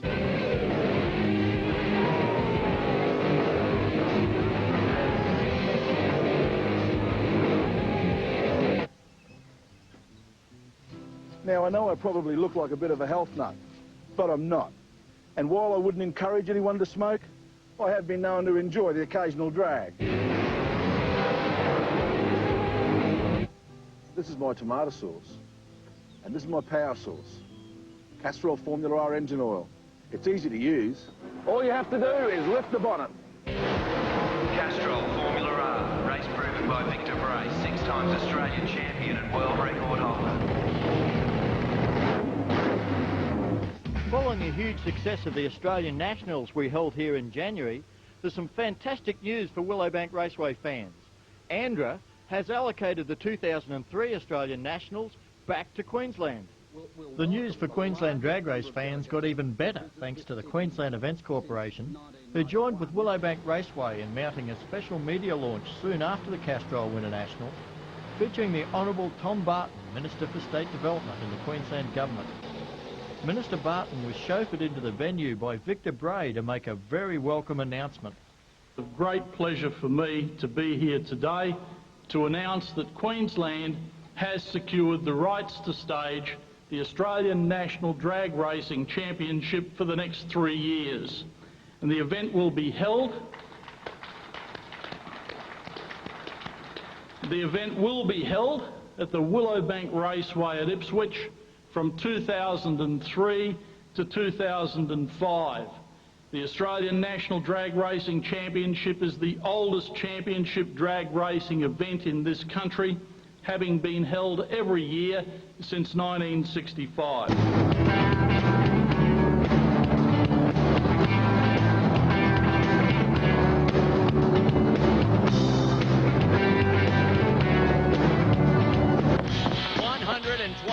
Professional teams in 4 divisions have converged on Indianapolis Raceway Park for the U.S. Nationals. The fans filled IRP last night and got exactly what they wanted. Big speed, big ET at the big go. 77, 1980, and 1982, Shirley Muldowney won the Top Fuel Championship. So what do you think her Michigan license plate reads? 3-time champ? Oh no, I won Indy. The year was 1982. Ronda ran 488. Big problems for both. Cowan and Herbert. Andrew, just a ball of flame. Herbert, right from the hit. Take a look. Yeah, Doug Herbert's flames. You saw that shoot right up there. Look at Andrew Cowan over here on this side. You're going to see a big explosion right there. Boom! Man, that thing was huge. And watch, you can see right through the injector. You see that flame right through there. That's not a good sign. Watch this, both hands on the wheel. But watch his head move around. That thing accelerates down there, pulls the parachute, boom, throws that head forward. It's going to flip the visor up, and here we are on board. Boy, look at Doug Collette just pull away from Tony Schumacher. That was a great pass. Because Bernstein and Dixon could not top him. KB goes 461 at 319. Dixon follows at a 465 at 308. That is until Cruz Pedregon gets alongside of Frankie. Cruz left lane, 485, 304. Frankie ran a 570, and this could have been a better run for Cruz. Watch Cruz's hand right at the finish line. Look what he has to do when the cylinder goes out. Watch it, hard left there to keep that thing off the center line. Pedregon brother Frankie near lane. Ho! Frankie saying, where'd my body go? He blew it up. Hey, Mike Dunn, looks like he took out some of those parts that your dad paid for. Boy, you know, this was a huge explosion. It had a supercharger problem. Actually broke the drive, and the supercharger created a spark when the rotors got together, caused that huge explosion. Look at that body. Look at that. Look at the hang time on that body. If Tom Hammonds could have had that kind of hang time, he probably would have made another $20 million in the NBA. Look at that. As the body comes off, it pulls the parachutes off, which is a good thing. You want that to happen to help slow that race car down. You see it right here. I mean, the car was moving pretty good. Wasn't any big problem, but boy, once again, just stopped it right down there in the middle of the track.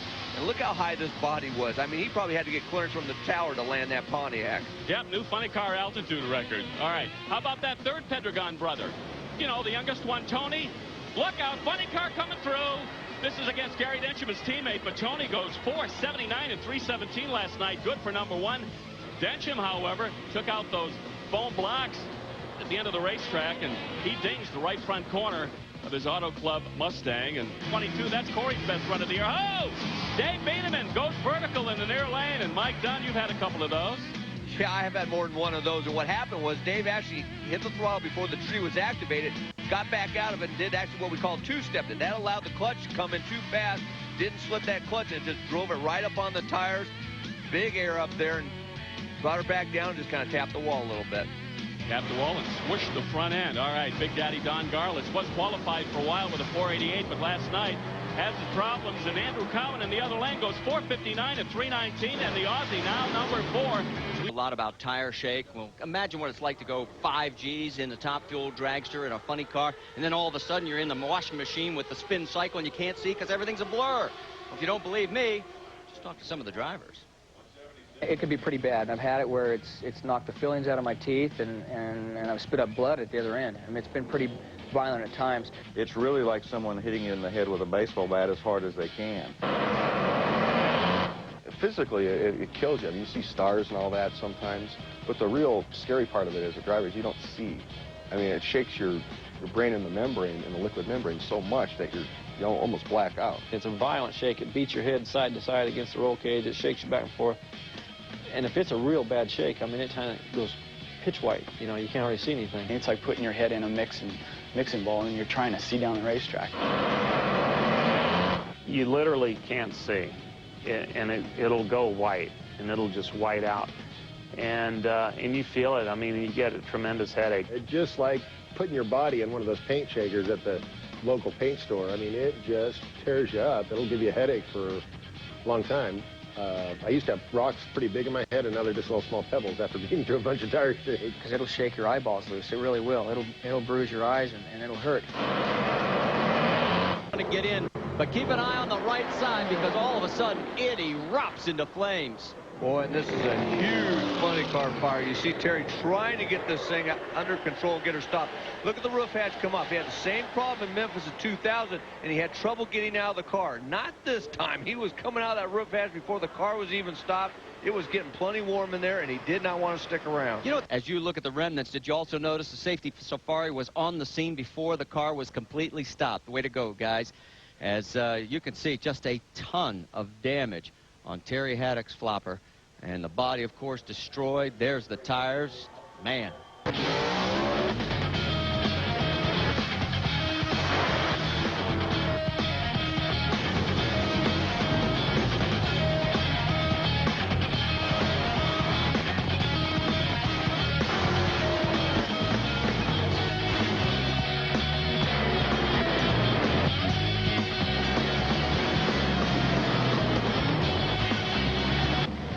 U.S. Nationals is the Mount Olympus of drag racing. Today, the Funny Car Boys gear up for the $100,000 Budweiser Shootout, where someone you know is a 5-time winner. And Ron Capps is going to try and put a little piece of hardware on his mantle, known as the Budweiser Shootout Trophy. Dean Scusa's going to try and deny him. Capps has won it twice. Scusa's never been to the finals of this event before. And you can hear the crowd in the background cheering on their favorites. You know, Marty, it has been an amazing experience for Ron Capps here at Indy. Back in 1998, he came to this race actually leading John Force in the points. Force won the race, took the points lead back, and then went on to win the championship. Then Capps won the shootout here, 1999 and 2000. In 99, he blew the engine after every run, but still won the money. And now, Ron Capps is in the final round of the race that everybody thought John Force would have the shot at winning today. And what's the next best thing to beating John Force? Taking the money. Everybody thought the 11-time champ would be leaving here.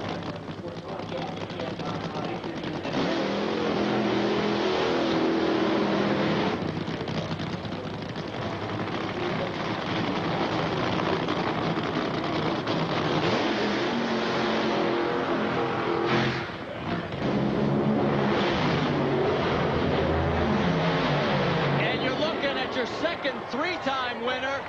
Ace McCullough says yes. Yes, here comes Don Prudhomme. 100,000 in the bank, a 497. Scusa for the 3rd time runs a 506. So shoot out here. I mean, this is great. Ron drove his heart out. I mean, we came in here behind the 8 ball, and he stuck right with it. And I mean, he'll drive his butt off out there. And the whole team, and for Skull and Snake and everybody, I'm tickled to death. Looked like we burned him out and then moved him over just a little bit to get out of that burnout. Well, I try to do the burnout, you know, to the outside and then come back and try to take part of that track because the Pro Stock makes such a big ball spot up there, and I don't like to run in that ball. But I'll tell you after this. First of all, I got to thank Budweiser, man. These people they're a hell of a bunch of people, Karen. Everybody Budweiser, we won this 3 times now. That's $300,000 they put up. We're going to concentrate on trying to win the race and collect an extra money from the NHRA, but you know, all our sponsors, Skoal, we got Miller Lite on there, we got Mac Tools and Lucas Oil, but Budweiser, man, putting the money up and make us all go after it. It's a hell of an incentive. Now the run, you want to hear about the run? Because I was on the radio, the damn thing went out there, and we took some weight back out of the front end because Ace put it in before, and it lifted the front end up and started trucking, and then it flashed, and it was on fire by 700 feet. And I said, no way am I lifting. I didn't see him. I stayed right on the throttle, finish line. I got my hand on the chutes. It was engulfed in flames. Hit the chutes, and then I yelled at the radio. I said, I'm on fire, I'm on fire, I'm on fire. Oh, it went out. talking about how they go through this process, and why don't I let you pick it up? Well, when they warm the engine, they want to check a couple things, and you know, they're looking at, see Kenny looking at the display, looking at the idle, see where the idle is. They're going to seat the clutch. Kenny's going to grab the brake, turn the fuel line, he's going to whack the throttle right there, boom. Then he shuts the fuel off, puts it back on lean, checks the idle again. He's probably going to do it one more time. There it is, boom. 6,000 horsepower, just whacking that throttle. I mean, let me tell you something, that's fun. Oh, he even did it a third time, and look at the fans in the background. They were loving it, too. In fact, I saw one guy this week, he had a plastic bag. He was trying to catch the fumes as they were coming out the pipes. I'm not kidding. Selby's got tires full. Here goes Petragon. Tony wins it and picks up his 14th national event win. My first memory of actually getting a real taste of drag racing, real drag racing, was probably making the mistake of getting straight into an alcohol dragster where doing a burnout and just, you know, being afraid of what the car, wondering why I was actually doing this, and just hitting the throttle and just, you know, not fully being able to comprehend what that acceleration was like, being afraid of it, you know, being afraid to move the steering wheel to steer the car. It will be a Petragon advancing. Will it be Tony or will it be brother Frank? The rivalry is built in. Just the fact that we're related, we're brothers, we have to compete against each other. So that rivalry existed from the moment we decided to step foot in the same type of race car, which is a funny car. The way I view it now, whether they're brothers or not, or total strangers, I view this as a business. I know that Cruz, I don't know about Frankie. Frankie has a much different personality than the other, myself and Cruz. I think our levels of intensity vary, but that's the way I view it. So whether it's Cruz, he understands that. If we have to race each other, and we've done it plenty of times, that I try to beat him, I know he's trying to beat me. find out if the fans here are going to get to stand on their feet and celebrate Big Daddy one more time.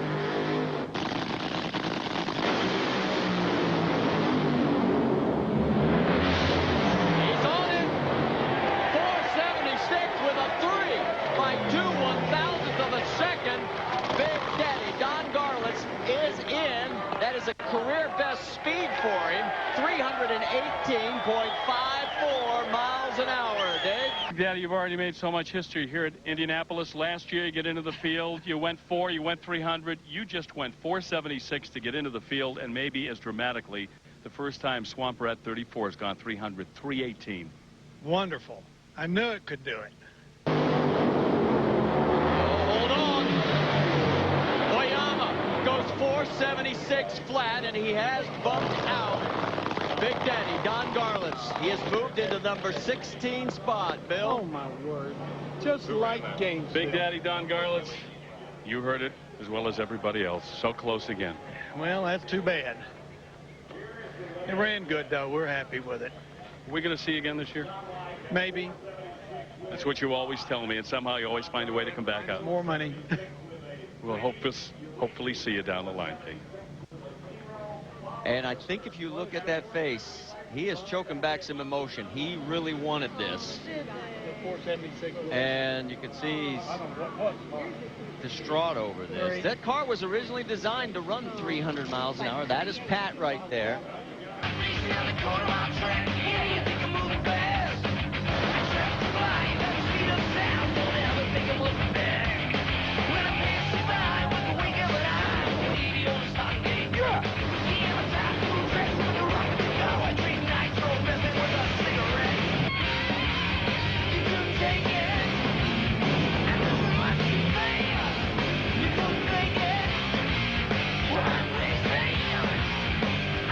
I love Dean Screws on his air guitar.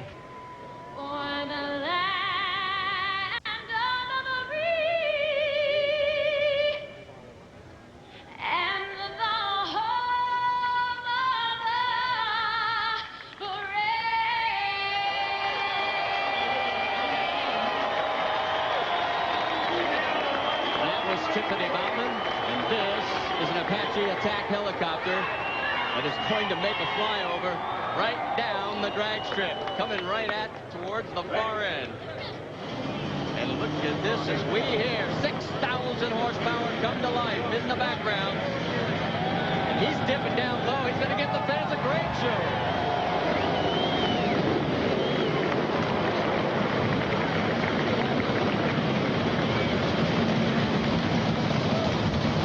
It's now time.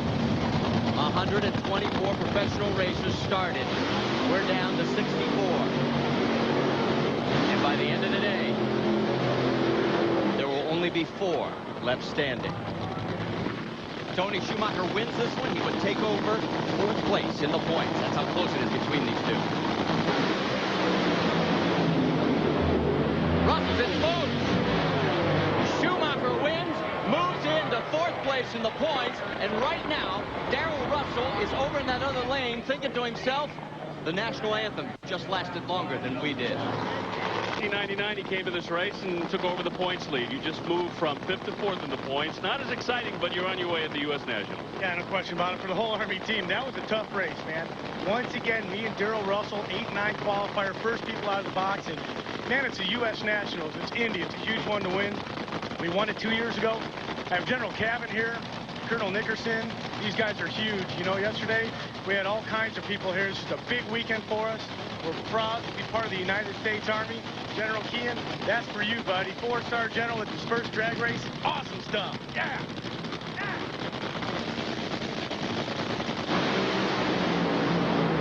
Heads up in smoke. And Bernstein has found something. 467, 300.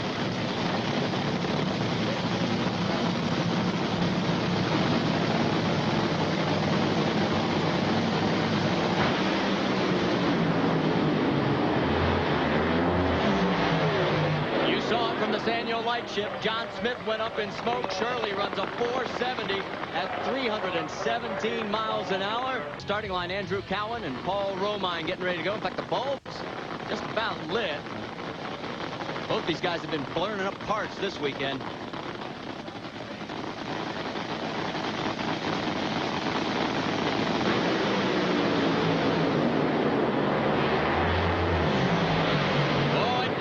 The New York Yankees top fueler, 469 at 310. You saw him hurt it right at the end to Romine's 488. Let's check in with Bill. Got a couple of old friends down here, Doug Herbert and Shirley Muldowney. We'll start with you, Doug. That 467 puts you right in the crosshairs. That's nice. We need it. Second round, don't know who we're going to have to race, but probably somebody fast. So we need to have our act together. And for my snap-on guys, we need to do a good job here. Shirley, how'd your 470 feel? It felt very good. It kind of moved over to the left a little bit. I wasn't quite sure. I thought maybe, did it touch a cylinder? No. And then I knew the mile an hour was there, so I thought it was pretty decent. Last 2 years she's been here, but went out in the first round. Now she moves to round number 2.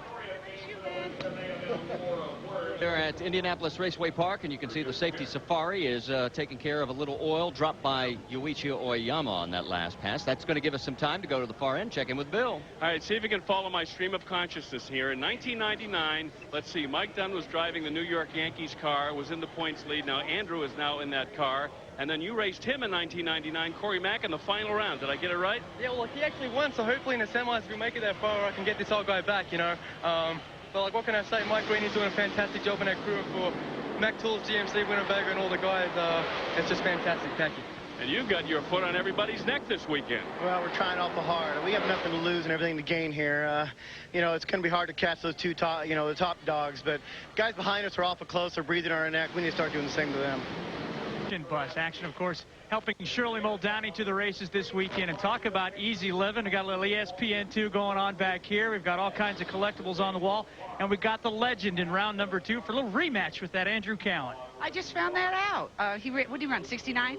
Somewhere close to there. Like that. Now we ran a 70. It's going to be a very good drag race. He's come around. I sat next to him at the Muppets autograph session in Minnesota a few weeks ago, and he couldn't have been nicer. So I'm kind of glad that we got it together. So you've obviously had a chance to talk since the little Gainesville incident. Yes, we have. I don't think he'll mess with me again, and I'm not going to go looking to beat him up.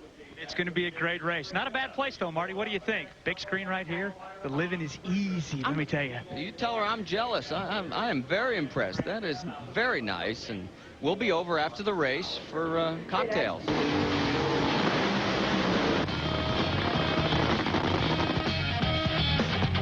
Well, thanks, Butch. Well, so far we've talked about old stuff, we've talked about new stuff, but let's talk about new old stuff.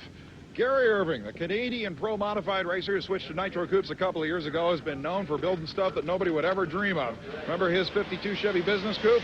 Well, it might come back to mind if you remember what happened to it in Dinwiddie, Virginia. At the end of a career best 6.23 second, 225-mile-an-hour run, kaboom. That's what happens at the front of the car. Well, we're going to see here, they have trouble getting the body latched because there was a line that was holding it up.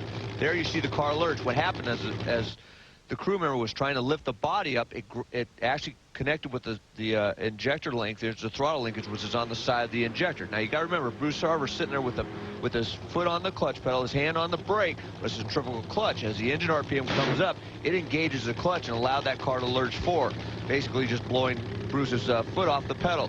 Now, this is what happened yesterday, if you weren't with us, and it was over a minute. These guys were burning each other down, and then Rick Stewart shut them off, and this is where things really got a little out of hand. There was a shove, then a push, and a few others. Finally, it got calmed down.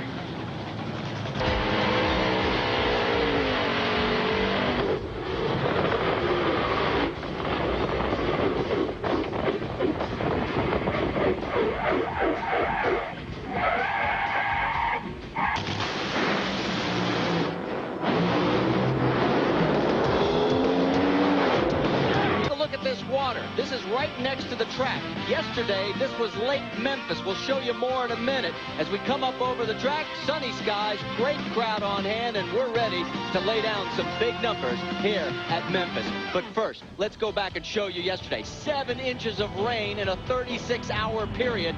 That's the racetrack, folks.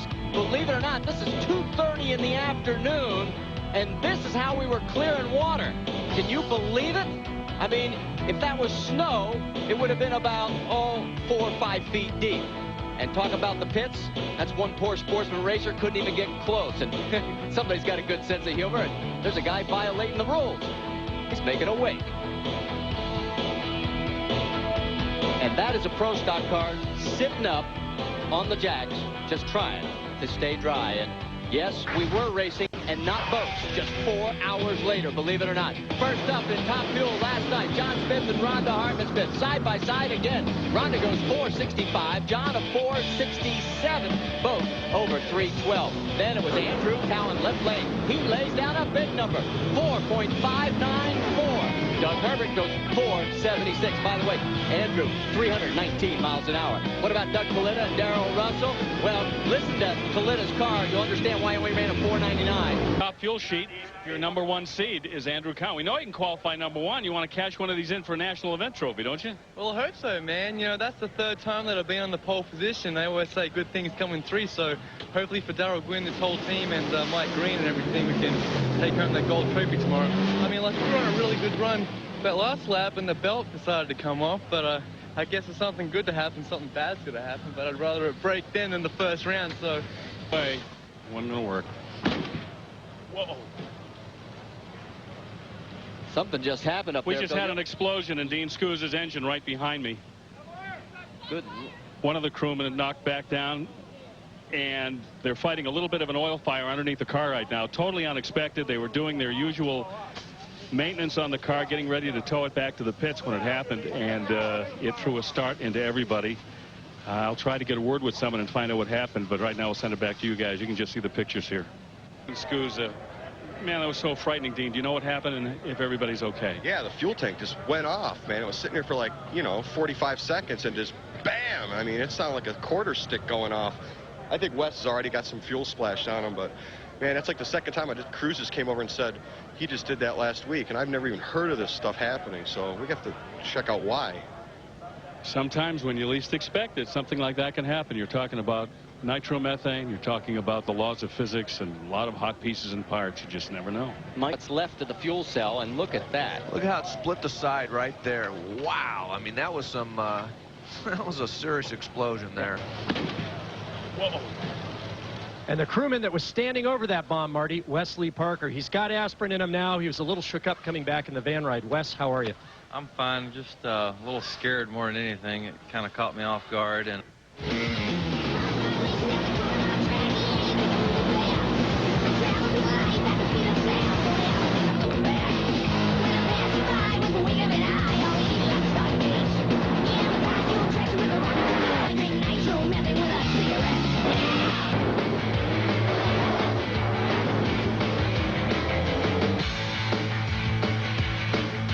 NHRA attracts its share of outrageous vehicles, and Dallas, well, that's no exception. We might have a new contender for wildest paint scheme. Check out this funny car that's come up from Melbourne, Australia. Now, the team isn't racing this weekend, but they've attracted a lot of attention. They hope to attract a sponsor so that they can run the full series next year. Behind the wheel, it'll be Outback Mac, Gary McGrath. This team has been accepted by everyone in the pits because of their outrageous sense of humor. Take a look at the autograph card. It's got biographical information on Gary McGrath, some specs on the car itself, but what got my attention, check out the specs on the crock. Born in Australia, it's prehistoric, of course. It's reptilian. It's hometown swamps. Go down to where it's favorite music, rockin' and rollin', likes to drink swamp water, loves to eat tourists. Hobbies, scaring tourists. Occupation, scaring tourists. Ambition, to scare more tourists. Highlights, catching tourists. Likes, tourists. Dislikes, smart tourists. And Marty, I think this is one crocodile that not even Steve the Crocodile Hunter could take down. Back and revisit Ron Kapp's frightening crash. I mean, this was the worst one we have seen in a long, long time. Car literally explodes. You can hear the parts, the shrapnel actually, and take a look in slow motion. Unbelievable, the force. I mean, the whole top half of the motor is literally shredded, and that's what was banging into Ron's legs. And you can see he was able to get out of the car. He was in some pain, but he was conscious and alert, and that's what's left of the motor. And literally the whole top half is gone. Now listen.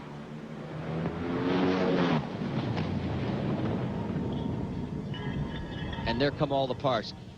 This is just unbelievable. This is a tremendous explosion. You know, watch the front of the motor. If we can stop it right there, Look at that. There's a supercharger. One half of it. There's the other half. It's split right down the middle as that supercharger gets launched off. And then the body is going to be pushed back towards Ron. Right there, there's a piece of the manifold coming off of it. And there's, you see the body coming back. And the concussion from an explosion like that is just tremendous. It'll knock the wind out of you. And Ron at that point is just trying to get his bearings, trying to figure out where he's at. And if you look, you can see Ron's helmet right there. Obviously, he can't see where he's going. He's trying to figure out what's going on right now. He can't reach the brake handle, and that allowed the car to keep rolling and brush against the wall because obviously he couldn't see what was going on. Well, and Ron's wife, Shelly, is not here this weekend. And, Shelly, you can breathe again because your husband's going to be okay, it appears. In fact, Parker, are you with Ron? I am. He just emerged from the ambulance. Ron, most importantly, how are you? I'm all right. You know, Snake's been an advocate of having some of the safety things that kind of cover your legs in the funny cars because they're pretty exposed. And I never really worried about it that much till just now. And it was a weird vibration, the thing. I mean, it blew up like, we've been through blow-ups and fires, all the funny car guys have, but it blew up and it stunned me. And next thing I know, I had a lot of black in front. The firewall, I guess, had come back, and I thought I took my legs off. And I got on the radio with my crew guys because I couldn't see, and I couldn't grab the brake handle. The body was in my lap, and I couldn't breathe. It was pushing on me, and I knew the wall was coming up, so I just got my hands in there and kind of hung on. But I thought, man, I took my legs off. I couldn't feel them. They were numb, and it came back, and my knees are pretty banged up. But other than that, and I'm sure Murph McKinney, who builds our cars, will come up with something to protect all those funny car guys, man. It wasn't a pleasant experience, but I'm okay. Skull guys, you know, the good part is, I guess, Tommy won, so Skull gets to go on, but I don't know what happened to him. I never saw him out the window. Now, we understand they're going to transfer you to another ambulance to go in for just precautionary x-rays? I hope not. No, I don't. Are you running away? I got a bad, yeah. I have a bad feeling about hospital, so I think I'm okay. I'll go back later. Is that the biggest explosion you've ever been in? Yeah, that was... tons, it looks like. I haven't, yeah, it was... I can't even explain it to somebody. It's unbelievable how it explodes, and then it takes you a minute to get your senses back, and then you realize you have no control because the body was pushing on me. I couldn't breathe. I couldn't feel anything. I thought my legs were gone. And then I'm trying to grab the brake, and the body's in the way of even grabbing the brake. All I could get to was my little radio on my steering wheel, and I'm screaming at Todd, our assistant crew chief, to help me. I just remember saying, Todd, help me. I can't see. I can't feel. I can't stop the car. And that was it. Days like today, you're thinking about becoming a top fuel driver again? Not a chance.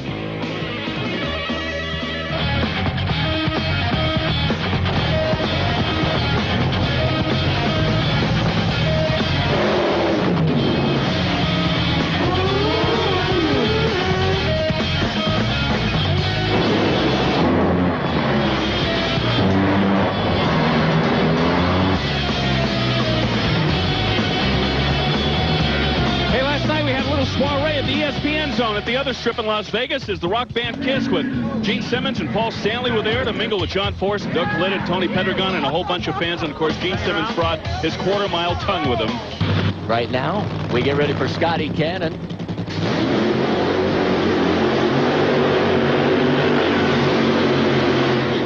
Now we turn our attention to Worsham and Cannon. And there is the mad scientists on the Oakley time bomb machine. Two very good cars here. Dale Worsham, he's been down the racetrack on every one of his passes, and he's gotten better on each run. All the runs in the 480s, a 489, 487, a 485. I'm sure he wants to continue that trend. He saw his teammate go up and smoke, not get in the show, Johnny Gray, that is. Hopefully he can step up and run a little bit quicker.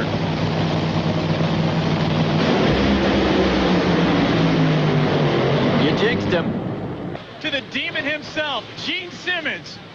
How about that for a calling card? And how about that starting line? This is unbelievable. As the Grand Master of the NHRA, the National Hot Rod Association, I just had some more beans. That's my problem. But the astonishing thing about this event, the fans have been great. But can you imagine Tony's won the race. Broke the world record. 327. That's 327 miles per hour. That's faster than most jets fly over your house, baby. And you were on board with him. How does this compare to a concert, we ask? Listen, my face flying through the air, but it's on the ground. This is unbelievable. I went to the starting line, you know, right in between the cars, and we had a double whammy going by me. You know what? I became female. My water broke. It all changed on the spot. I think you used to say you liked it. Unbelievable. Anybody that's watching there in your armchairs at home, you got to come down. National Hot Rod Association, great. The hottest band in the world, Kiss and Gene. Rock and rolled in Top Fuel, winning 3 of the last 4 events. Well, that's Doug Coletta. And on the side of this car, Paul Stanley, one of the founders of Kiss, one of the greatest rock groups in American history. Paul, you were down at the start line. Was it quieter than your concert? You know, the amazing thing about this is that if you've ever seen this on television, you think you have some sort of idea about the volume of this. And if this could be shown on TV at the volume it is, A, your speaker would blow, and also the tube, your TV tube would blow. I have never in my life heard anything close to this volume. It's absolutely, it's not ear-shattering. It turns your mind to jelly. It's unlike anything I've ever heard. Everybody should come see this because you will not believe it. It's sensory overload. It makes most rock bands seem like a little day with a ukulele. Was it too loud? What? No. Well, you know what they say, if it's too loud, you're too old. And I'm not too old, so I could take it, but man, it gets you shaking. It's groundbreaking, ground shaking. You're not too old. It wasn't too loud. That's it from one of the greatest rock and roll groups you'll ever see.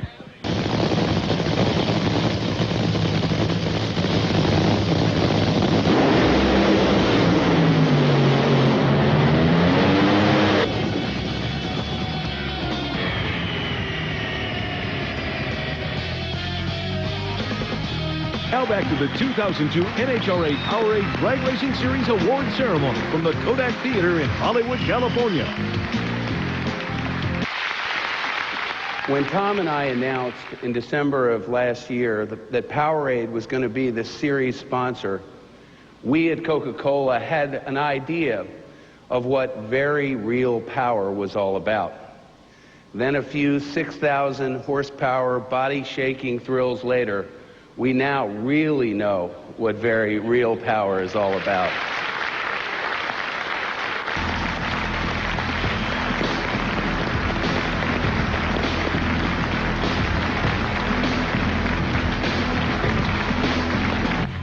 This Australian-born racer kicked off the season at Pomona with a 4.49-second elapsed time, which held for low ET of the year.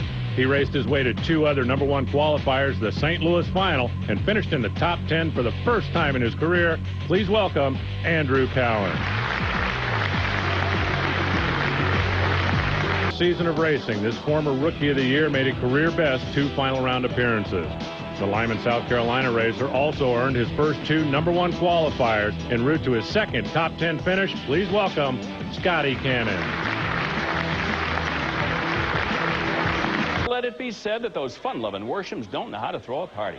Following Dell's third-place finish in the points this year, he and some of his funny car amigos threw it down in the Pomona pit Sunday night, helped along by the world's only nitro-fueled cocktail mixer. Hey, the Beastie Boys were onto something. You do have to fight for your right to party.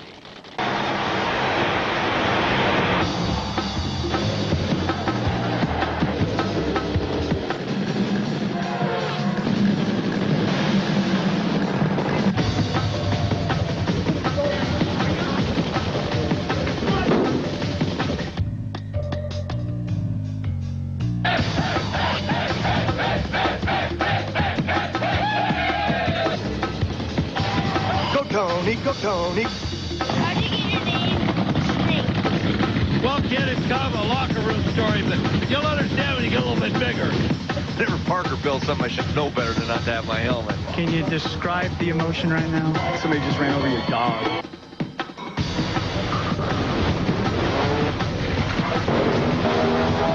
For the 100th time, we can say it. John Force wins.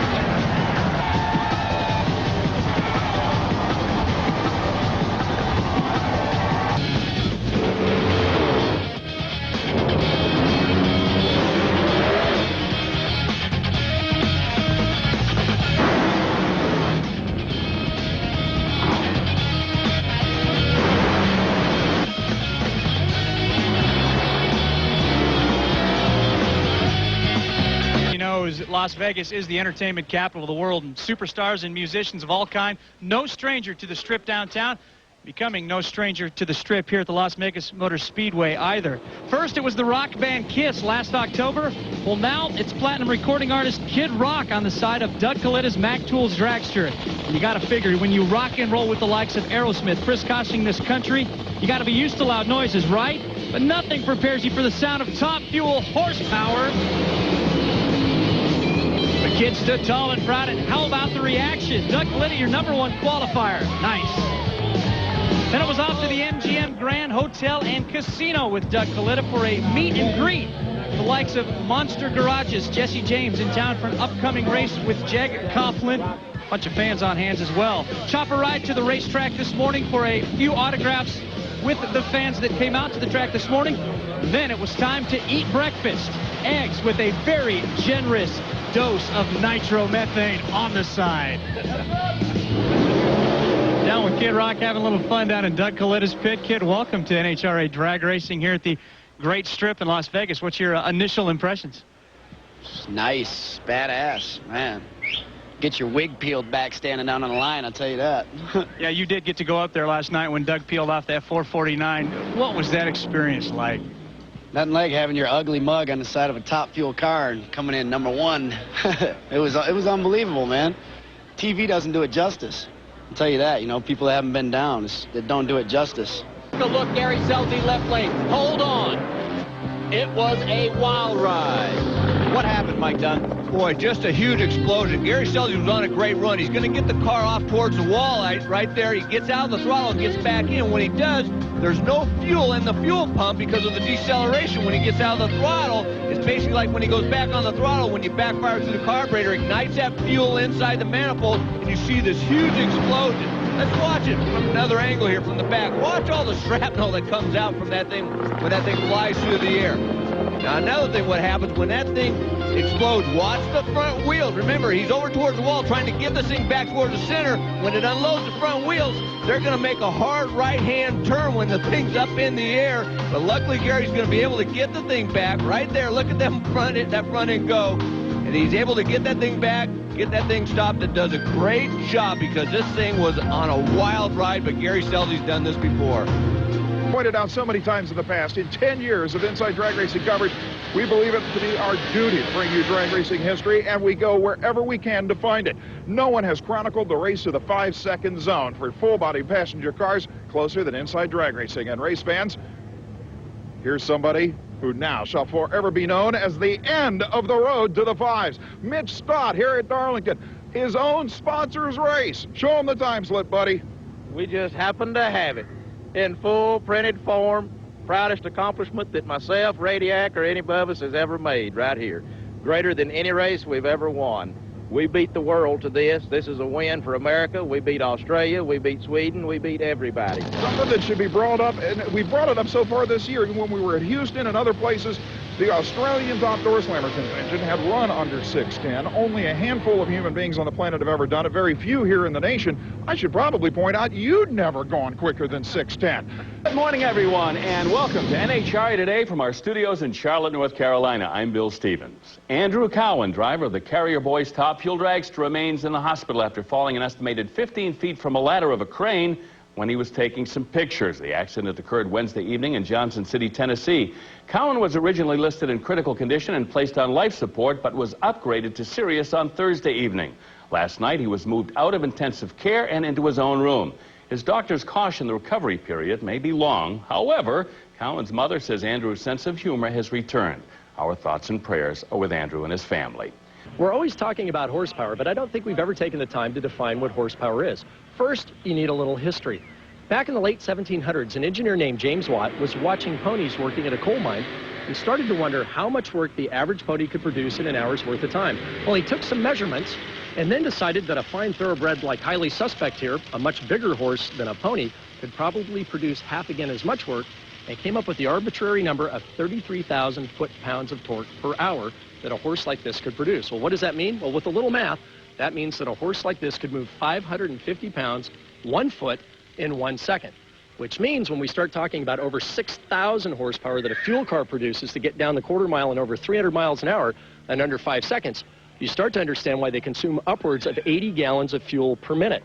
A horse like this, well, it can run 2 furlongs or 1/4 of a mile in 21 seconds at a top speed of about 35 miles an hour. And to get the equivalent workload, imagine how much hay 6,000 horses would consume. Of course, the exhaust of a nitro car, well, it burns your eyes and it burns your nose. The exhaust of 6,000 horses? Well, I think that's a place I just don't want to go. My name is Tony Schumacher. I am 33 years old. I live in Chicago with my wife, Kara, and my son, Anthony. I get to drive a race car. Not only that, but I get to drive for the United States Army. I've been out of airplanes. I got thrown out, but I've skydived with the Golden Knights, been in the tanks, went to Afghanistan, Kuwait, shot the weapons with them, and had the chance to get to know a lot of these soldiers. Right now, for the last 15 months, every waking hour I spend with my son. That's what life's all about. On Friday, things got a little hot for Andrew Cowan in his new ride with the Carrier Boys. See the cylinder out over here, exhaust valve hung open, caused too much boost going to the other 7 cylinders in lean condition. The end result was that fireball right there. By the way, Bill, I will be running for governor of Pennsylvania this coming Tuesday, and if I'm elected, I promise you we'll eliminate sales tax on nitromethane, and National Dragster will be required reading at all public schools.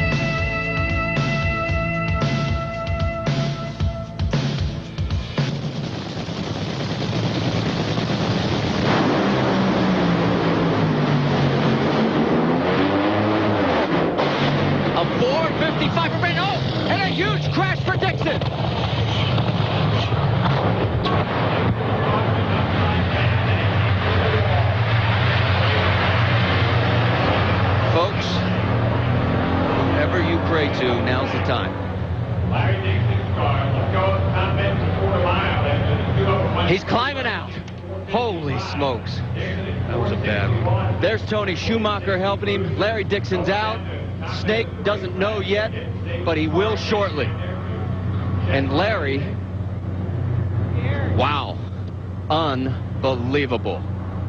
Well, let's flash back to Houston because Tony Pedregon was not happy with Whit Basemore's staging procedure and said so after the race. I don't feel bad for whipping Bazemore last week, but I understand the psychology that goes on up there. I don't like it. I'm going to remember that.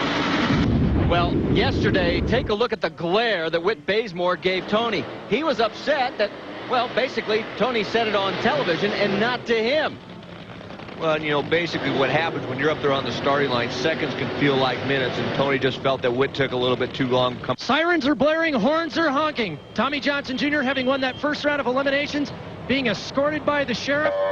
Right behind the sheriff is the crew van, and it only has one crew member in it. Why? Well, and it also has Tommy Johnson Jr. in it because the rest of the crew is positioned like the defensive squad of a football team. They are all in position, tools in hand, ready to tear this funny car apart. Let's listen. Good job, guys. Talk under there. Talk under there. Trash can. Right there. Somebody grab the trash can.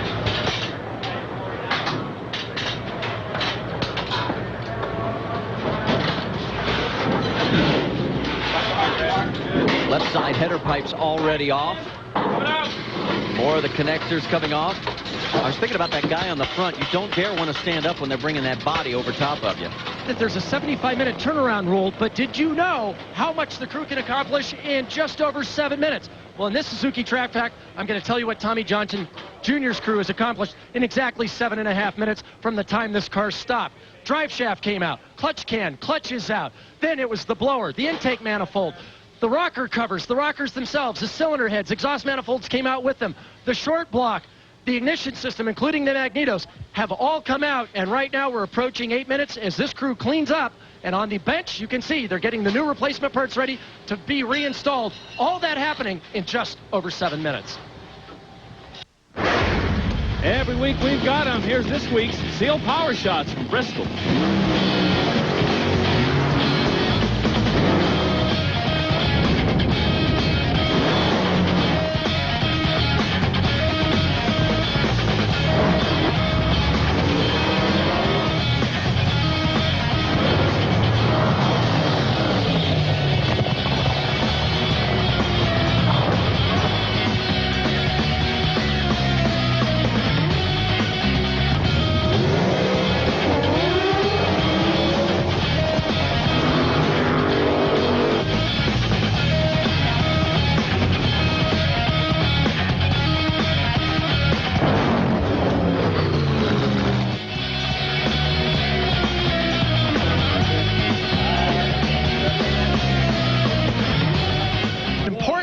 That a fan can bring to the racetrack is ear protection.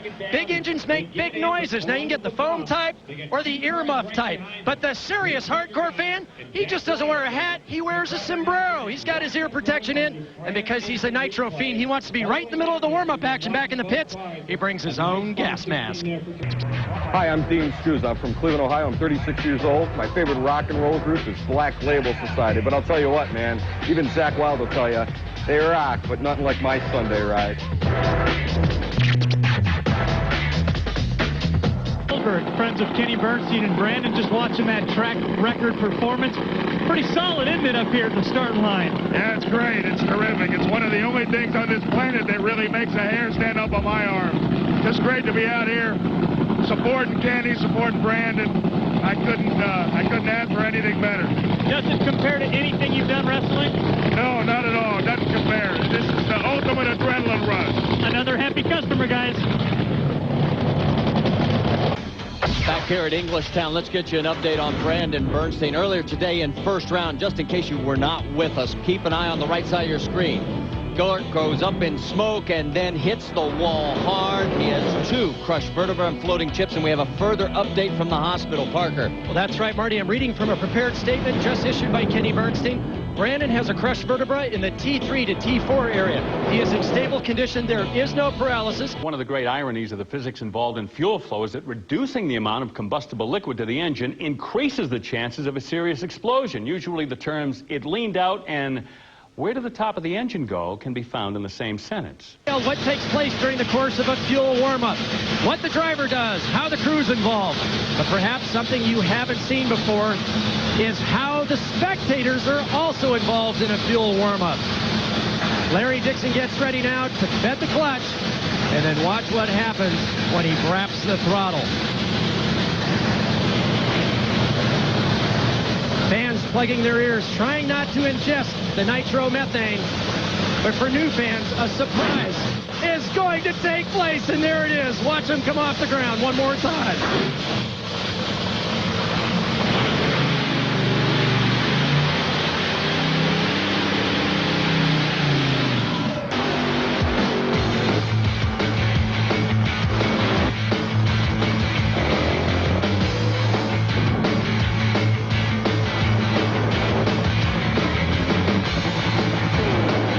Now to another driver who's also fast and even younger. He's a motorsport success story that Australia needs to hear.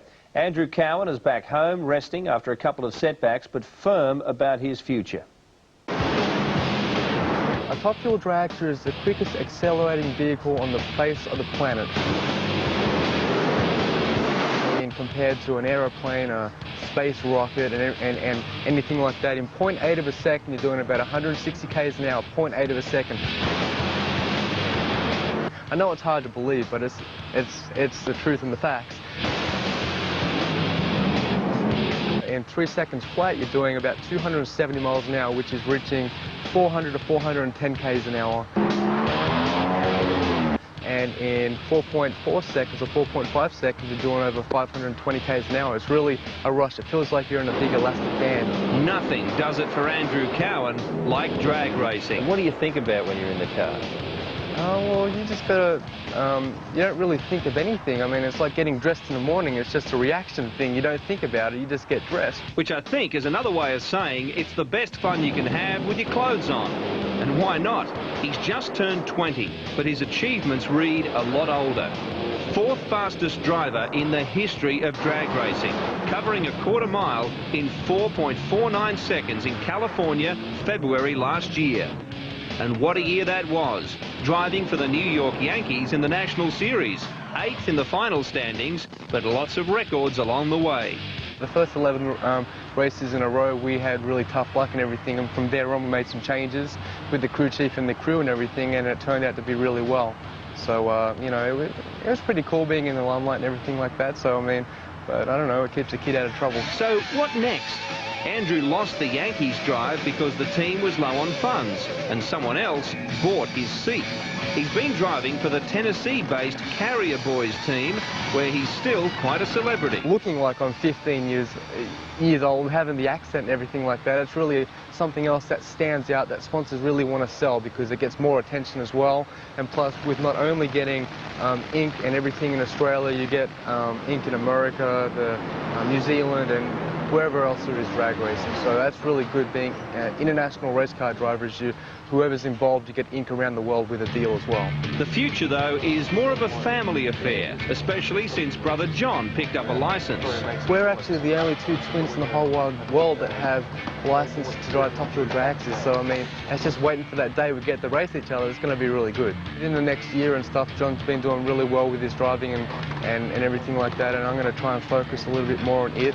And I've got that other team with the Carrier Boys that I'm racing with at the moment in the States and everything, and maybe within the next 12 months or maybe a year or maybe a little bit more or something like that, you know, me and my dad will form another team in the States. Maybe, you know, it's been talk of it and everything like that, but not many kids get to go racing with their dad, so if that opportunity comes up again, that's what I'm most probably going to do. Meantime, Andrew will be crew chief for John at our own Winter Nats at Willowbank, while he recovers from severe concussion and a bleeding brain, an injury that's just as unusual as his brilliant career. He fell from a crane on a concrete truck while shooting some holiday snaps for the family. Me and my girlfriend were on top of a friend's concrete truck, and on the way down we slipped. I mean, all we were doing is taking a picture and doing something nice, you know, getting a photo for my mum because I was going to send it back home and everything.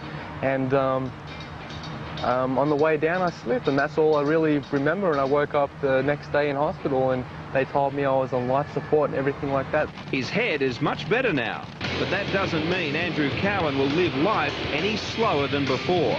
And we're pleased about that.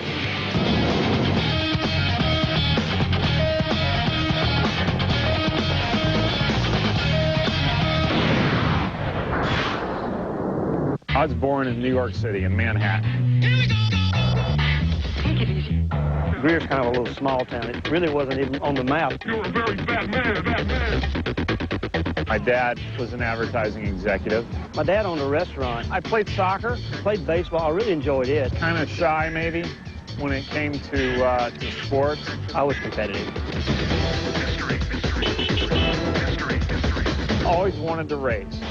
Once I could get in a car, then I was bound and determined. Started working at the track as a photographer. Started actually building and fixing cars for other people.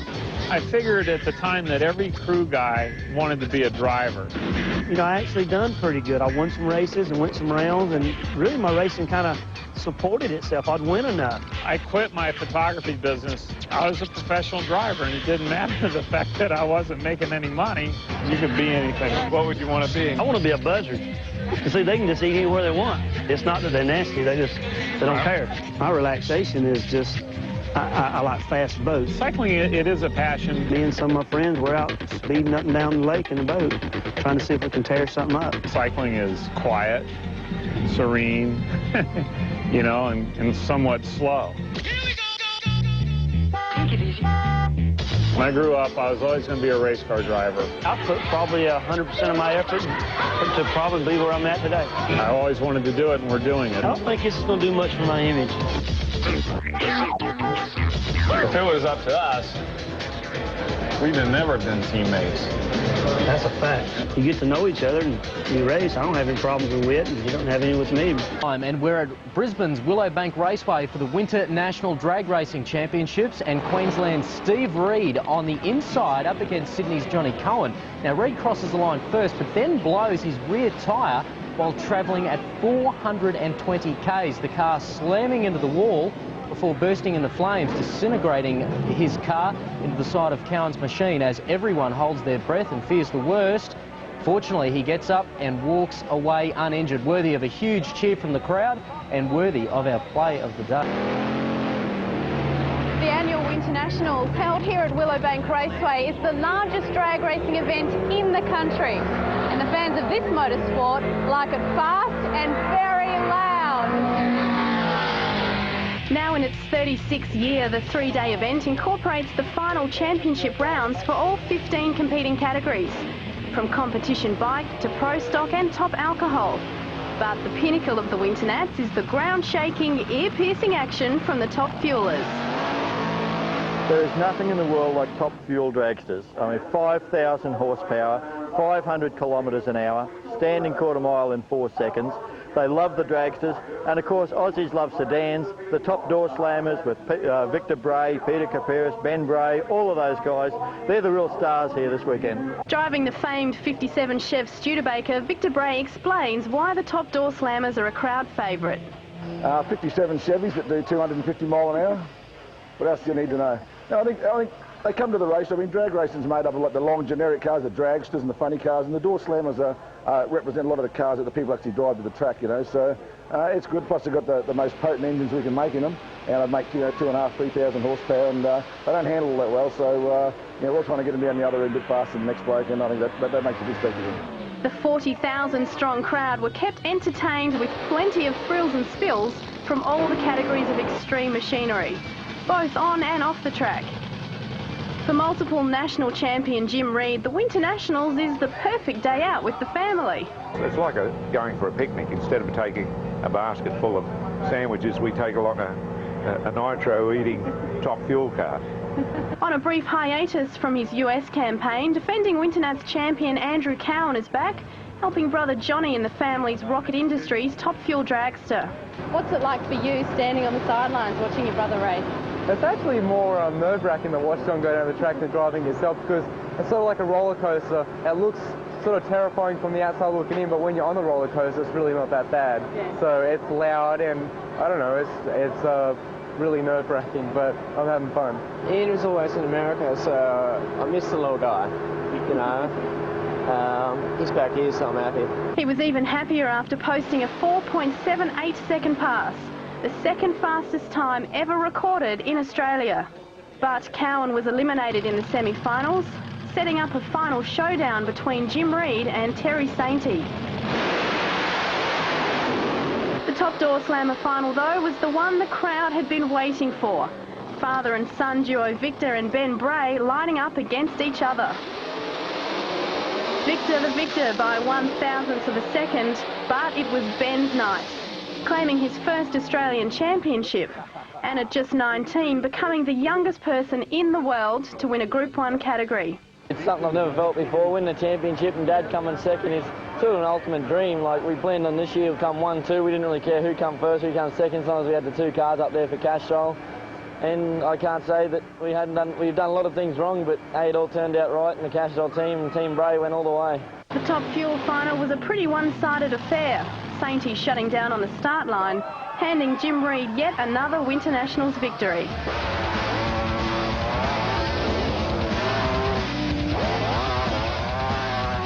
As a footnote to that story, Andrew Cowan has announced he will not return to American drag racing now until 2004. He needs to fully recover from the injuries he sustained in a fall 3 months ago.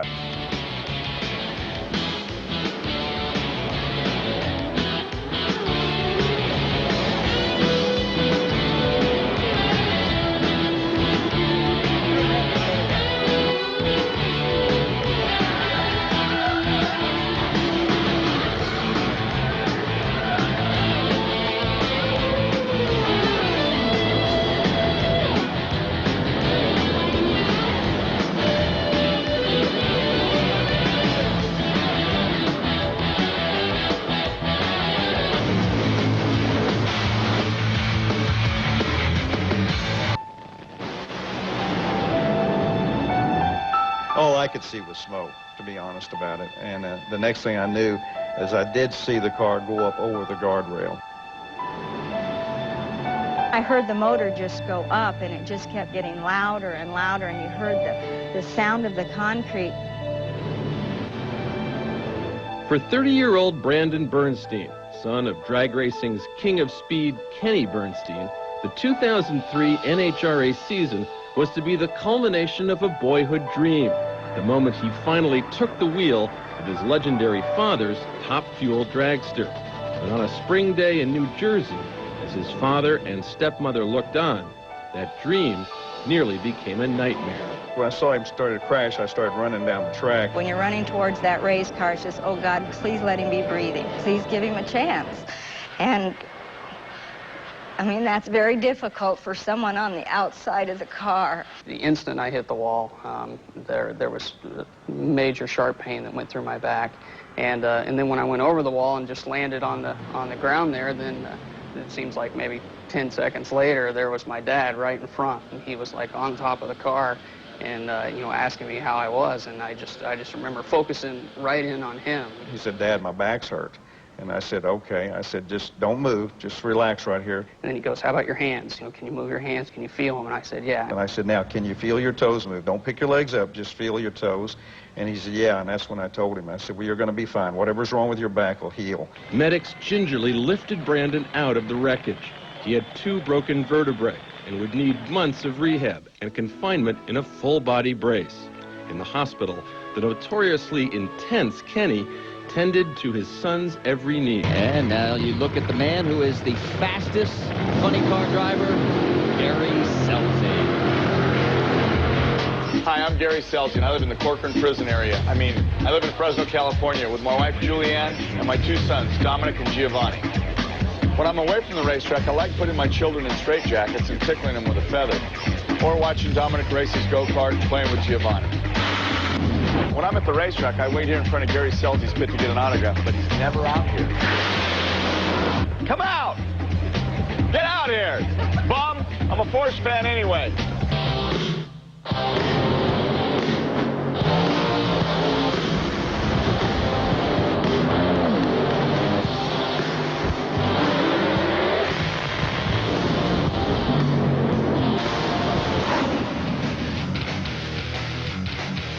Victor Bray, the likeable tomato farmer from Queensland, has certainly come a long way from the early days cruising the streets of surfers' paradise. His name is now synonymous with Australian drag racing, and his enthusiasm for the sport is infectious. Being a farm boy, working on the equipment, getting everything working, and the old paddock bashes and stuff, and just working my way up, you know, street cars, faster street cars, going to the races, and going out the drags and finding something that we could actually do that was good, that you could afford to do. So, you know, pretty much just off the street, off the farm, onto the street, into the drag strip. In his trademark Castrol-back Chevs, Victor has dominated the top door slammer category, claiming a record 6 consecutive championships. But now his closest competition comes from the next generation in the Bray dynasty, his teenage son, Ben. Now, as the bracket's been building up, it's been getting harder and harder. I finished second this year to, we all know who. And with Ben getting into it, and that nowadays is a bit more fun for me than what it has been in the past, I suppose, and I like kicking his ass when I can, but it's pretty hard to kick, and you know, we're having a lot of fun at the moment. I told Dad when I first started driving the car for him that I'd like to win a championship, and with about 5 years into it, he said that's pretty high standards, and then it come on my second year, so I guess I sort of raised the bar a little bit high, and now it's sort of something I've just got to try and keep on jumping. But I've got 12 months to live up the number 1 on the side of the car, and I guess Dad gets the number 2. So that's what makes it all worthwhile at the end of the day. Ben has spent the last several years working alongside his dad in the family's workshop, building and maintaining their stable of drag and burnout cars. Well, we all have a fair share. We all pull the cars apart. We all help put in the hands. When it comes to putting them together, me and Dad will put the engines together, and then Dad and the crew boys will put it in, and then I'll clean up the clutches and put all the clutches in, and the gearboxes and the tail shafts and the diffs, and put the wheels on them. So I sort of get the back half of the car, the dirty half, and Dad gets to keep his hands clean on the front half. The workshop also doubles as Victor's life-size scrapbook, having kept every car he's ever raced. Well, the old joke is I've still got my lunch money from the first day I went to school wrapped up in my hanky, but No, I like keeping all the race cars and nostalgia. The very first car I raced was actually my street car, and it's still stuffed away in the corner back there. And one day I have plans of resurrecting and doing it back up again. You know, we just haven't had time lately. But we keep most of the race. We keep every single race car I've ever raced I've kept, and they're all stashed here in other workshops and around the place. While Victor is already a household name, Ben's working on a new project as a way of forging his own identity. Hopefully soon I'll get a new car to race with, so then I'm not always looked as Victor's old car or something like that. I'd like to get my own image one day on a different sort of car. And yeah, the Utes just a different thing. It's sort of a teenage thing that all the young hoons get out there in fast Utes and do burnouts at skid comps. And with such a genuine passion for the sport, we've certainly not seen the last of the Bray racing team. The pressures, obviously, of building the team, keeping the team running and running the two cars are very, very high. But with Ben taking over his share, more and more all the time, it's having a lot of fun. Hope I'll be the retired boss that still drives the car and annoys everybody. That'd be great, wouldn't it? I'm very spoiled, by the way, to be right. Charlie, you'll be doing, what's our departure time? Approximately top of the hour. Thank you, sir.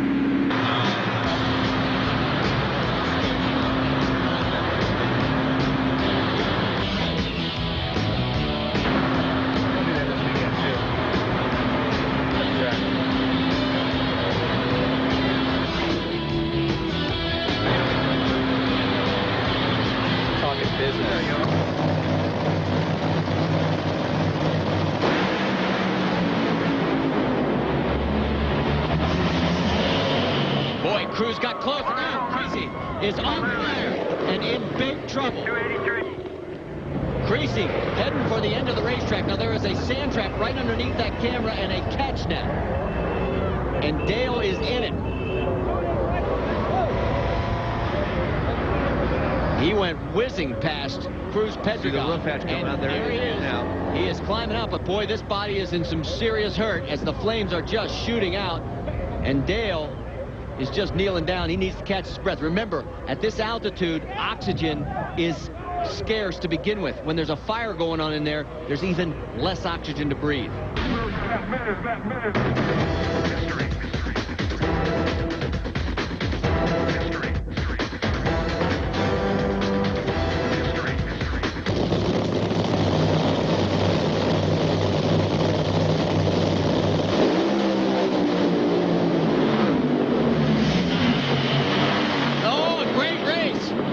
Of smoke at the far end. Meatloaf says, yeah, my car's going to the final. A 497 and 304. Dave, grab a hold of him before he goes skyward.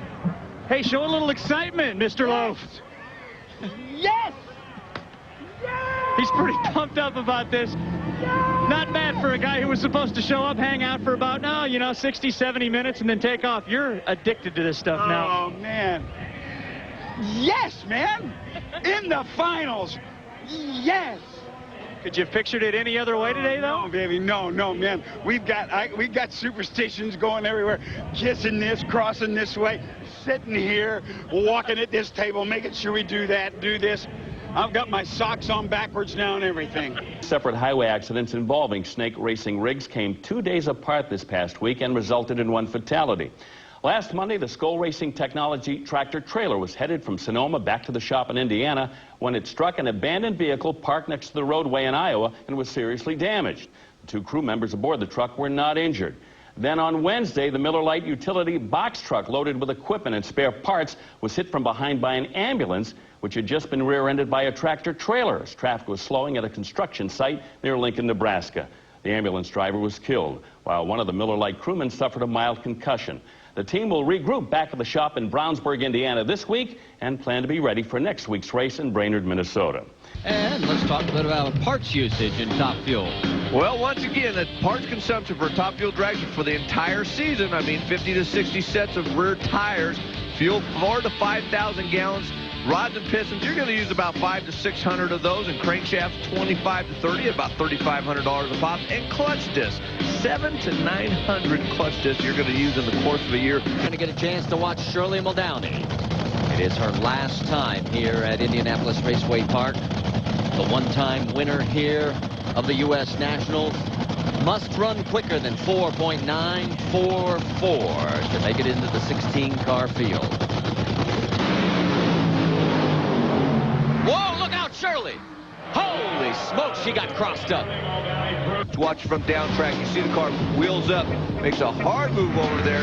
She crashed, tried to stay in it. I mean, couldn't stay in it as long as anybody else could. I mean, any other driver probably would have stuffed that thing in the wall, but with all that experience with Shirley, she was able to keep that thing out. But boy, you could tell she did not want to give this run up because it was definitely making a move to the 330. Unfortunately, she got it out of the groove and.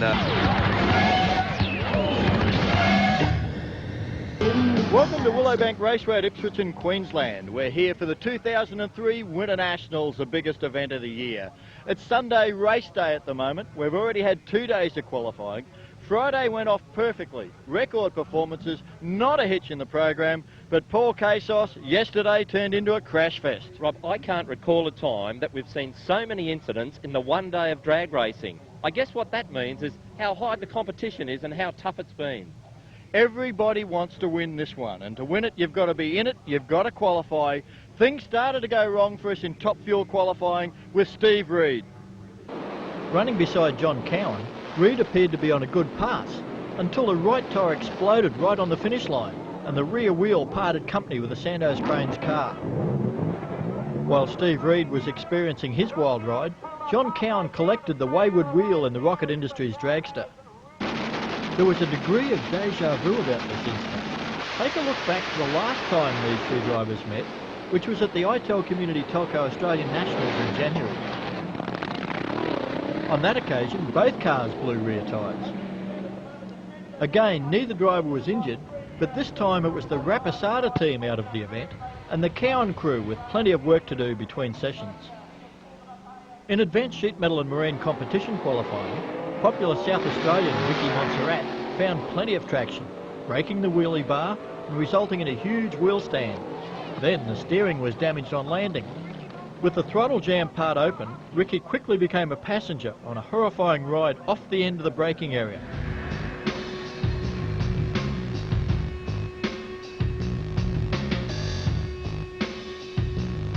Take another look at that wheel stand.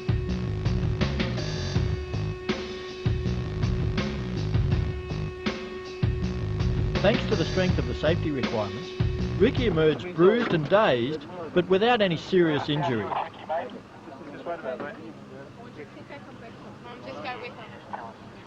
Almost before we had time to settle down, we were into qualifying for Tasman Aviation Top Alcohol and witnessing the return to the track of Mackay's Paul Shackleton. At last year's Winter Nationals, severe tyre shake saw this result for Shackleton.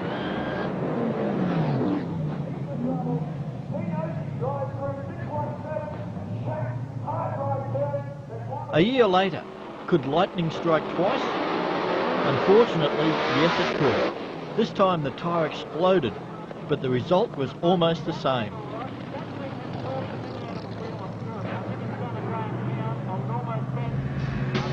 Have a look at this side-on shot, and you'll see the wheelie bar break, pivoting high before flinging back down.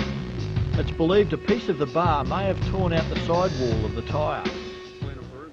Every person in the huge crowd felt for Paul, who just couldn't believe his luck.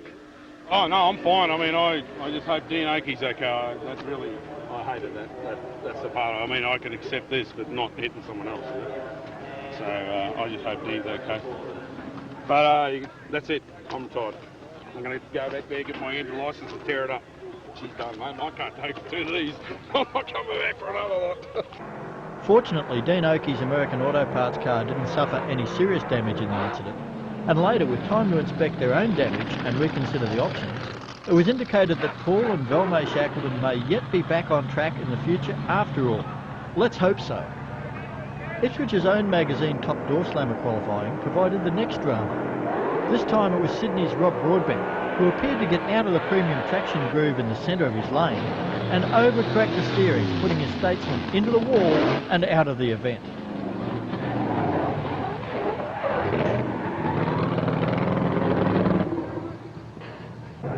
Almost before the clean-up crew got back to their positions, Maurice Fabietti then came out of the blocks with this huge burnout in his Monaro that unfortunately all went wrong at the end, testing Willowbank's new higher safety rules.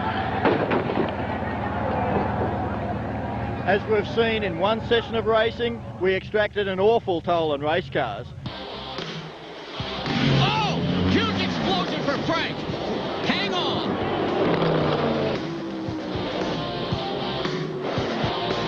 You may be looking at a champion to be. Yes! Yes!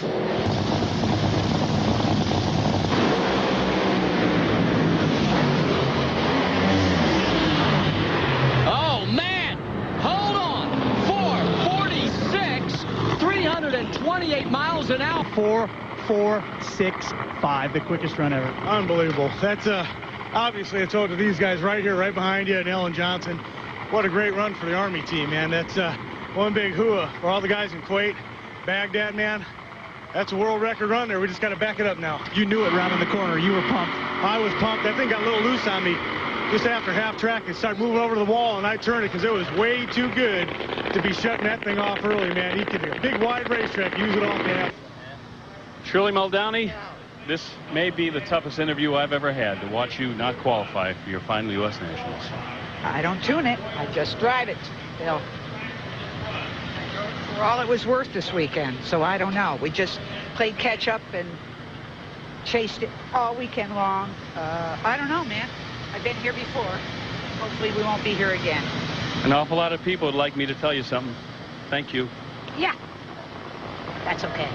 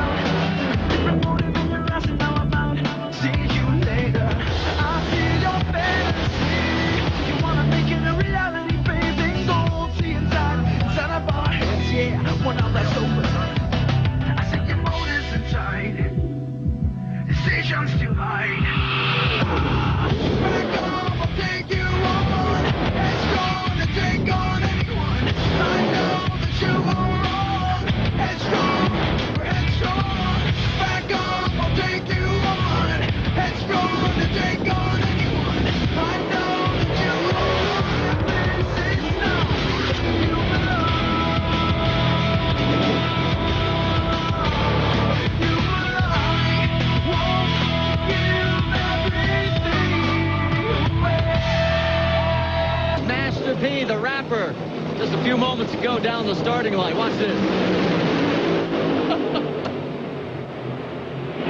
Did y'all see that? I don't know who won. You know, Marty, the best part of that, too, is Master P came up to me after it was all said and done. He said, we are huge fans of this sport, but we're not going to watch it down here anymore. We're going to go up in the suite. That's where they want to watch it from. Plenty of spills on day 2 of the Drag Racing Nationals at Willowbank near Brisbane. Western Australia's Debbie O'Rourke found the wall in the opening round of the Supercharged Outlaws bracket.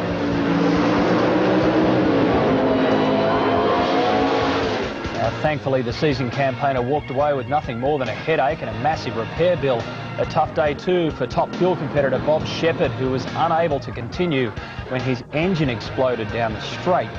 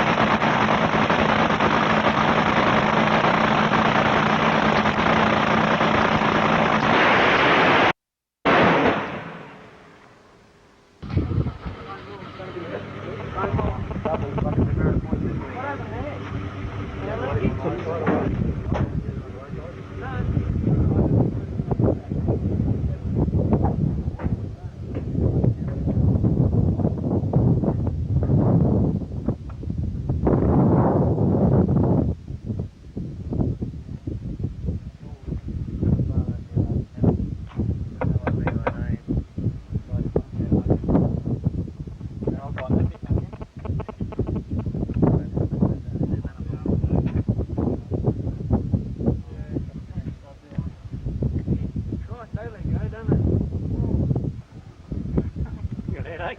Oh. Funny guys in there.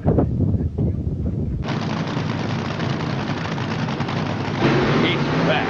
Drag racing returns to Sydney at the all-new Western Sydney International Dragway. Be part of this sensational grand opening event as a huge field of the nation's best battle it out on February 6, 7 and 8, headlined by the awesome 7,000 horsepower Top Fuel dragsters. The grand opening of Western Sydney International Dragway off Ferrers Road behind Eastern Creek Raceway, February 6 to 8. Come along for the fastest ride of your life. Okay, fasten your seatbelts and get ready for the ride of your life. We're heading into the high-octane world of drag racing. And if you thought it was just for blokes, well, think again. The need for speed hooks whole families. Ben Fordham caught up with fanatics from across the country at a drag meeting that was absolutely heaven for rev heads. Because I'm a petrol head. And I'm just glad that we've got the big boys back again. It's been too long. It's been way too long. Can't hear you, mate. That's the best thing about drag racing, mate. For tens of thousands of rev heads, it's been a long time between drags. 7 years is a long time. But over the weekend, the fastest sport in the world was back in Australia's biggest city. It's just a tremendous boost for Western Sydney. Look at the number of people that's here. Car parks are full. The aftermarket industry's flat out. I mean, it's created a hell of a lot of jobs. It's done everything we predicted it would do. 60-year-old Jim Reed is a 15 times Australian champion and the driving force behind this $25 million project that's brought drag racing back to Sydney. These kids can come here. We give them something to do. It occupies their mind. Wednesday nights we run street meets. This is for the kids who normally go out there drag racing in the back blocks of the commercial areas and get themselves into all sorts of trouble. How old are you? 12. Tell me, what are you doing here? I'm drag racing. Why, mate? For fun. Just for fun? Not really, and trophies as well. You ever get scared? No. You're not scared now? Never. So where have you come from? Who? Just for this? Yes. Since 1996, Sydney drag fanatics have been forced to travel interstate to race their expensive speed machines. Now they have a world-class facility in their own backyard. Well, we came from Brisbane. It's a bit over 1,000 kilometres. It took us about 4 tanks of fuel to get here, and it was a very long, slow trip, but it's well worth it.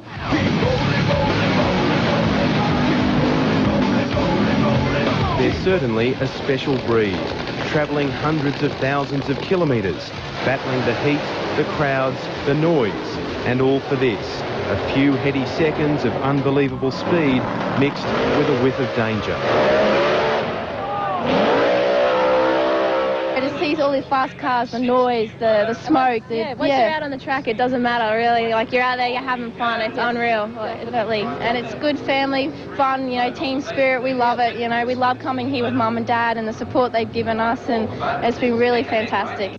Diana and Kate Harker are 19-year-old twins, addicted to the adrenaline rush of drag racing. Have you got boyfriends? No. Is it easy to get a boyfriend when you got a car like this? I hope so. If you do fall in love with it, yes, you devote your whole life, everything to it. It becomes, I guess, the centre of your being. It's what you... Well, my husband and I have a business, and we work that business so we can go racing. There may be a rebel or two, but this is very much a family affair. In some teams, there are 3 generations of dragsters. Is he a drag racer? Yes, he doesn't have any choice because his mum and dad have both drag cars. You like the drag races, mate? Yep. You want to be a drag racer one day? No. The noise, the smell of the rubber, the smell of the fumes coming out of the pipes. Love the whole lot.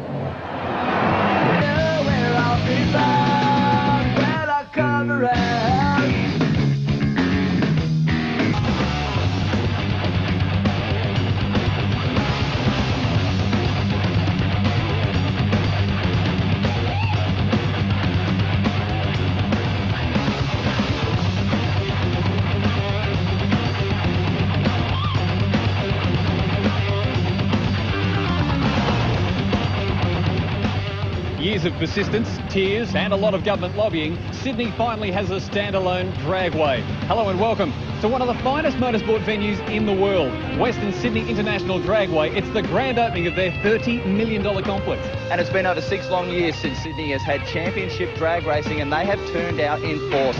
25,000 people have crammed in here to see all the Group 1 categories, headed by those awesome 7,000 horsepower top fuel dragsters. And of course, there's plenty of the country's best racers, and one from America, Mike Dunn, keen to win this inaugural event. So if you love your motorsport, folks, at over 500k an hour, boy oh boy, have you come to the right place. The grand opening of Western Sydney's International Dragway, and as the motto says, come along for the fastest ride of your life.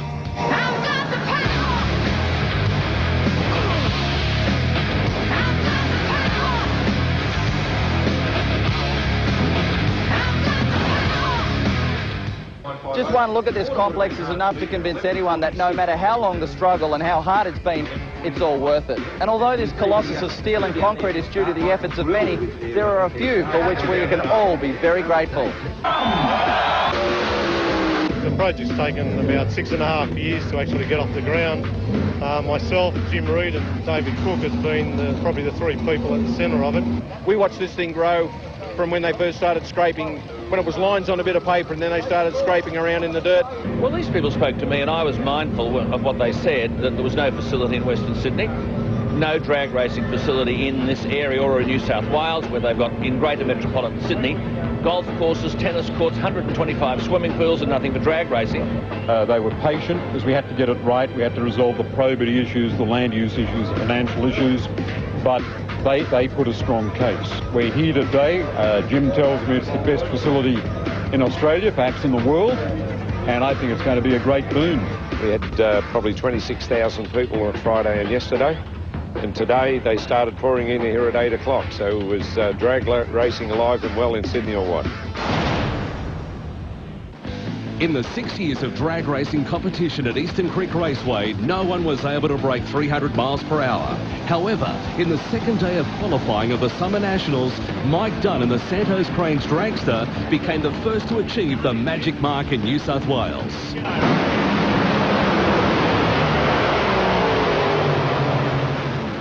Dunn's 490 at 301 miles per hour put him into the #1 qualifying position.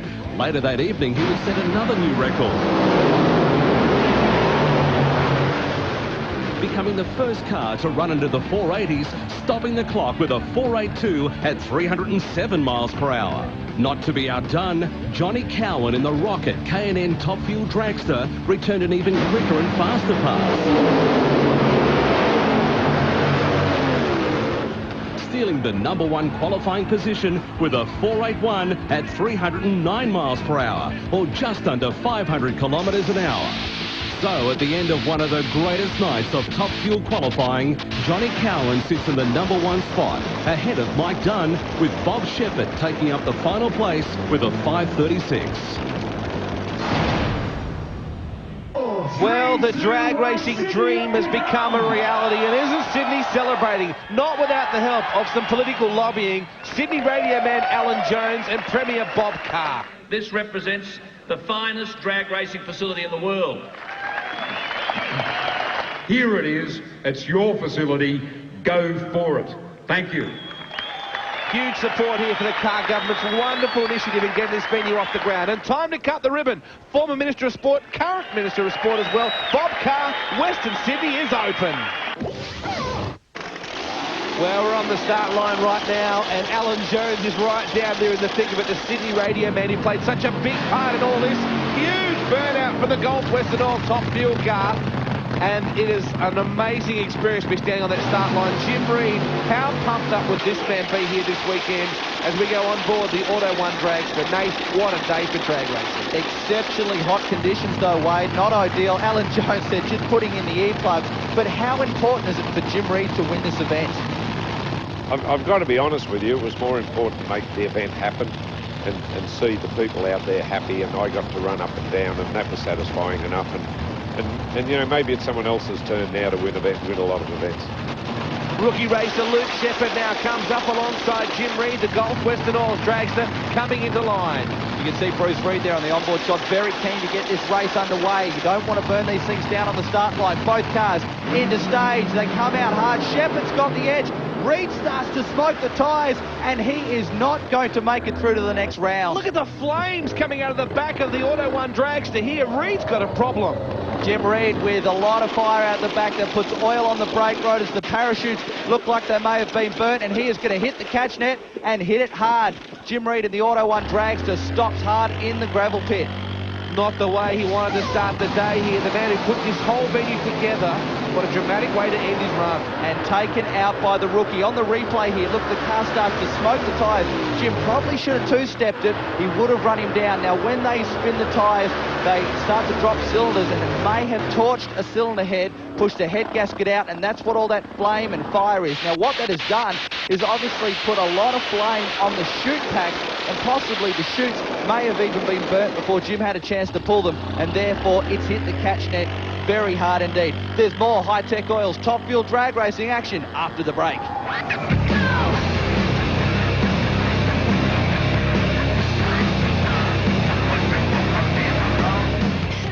Now, Terry Sainty up against Luke Shepherd Saturday night qualifying a sensational run, 5:22, to put this car into the number 5 qualifying position. A great pass. And those Cranes team are up next. Nathan's in the pits catching up with them right now. In Top Fuel, you may know the names Reid and Cowan, but there's one that's been around just as long and with nearly as much success.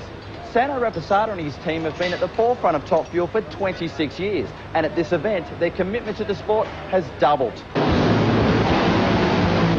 It started probably in 1966, and I started off with an EH Holden, and from then on I started to step up bit by bit.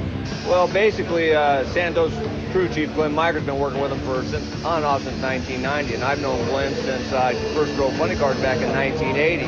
I knew that they were purchasing this car, which was Joe Amato's car that he ran last year with Darrell Russell driving.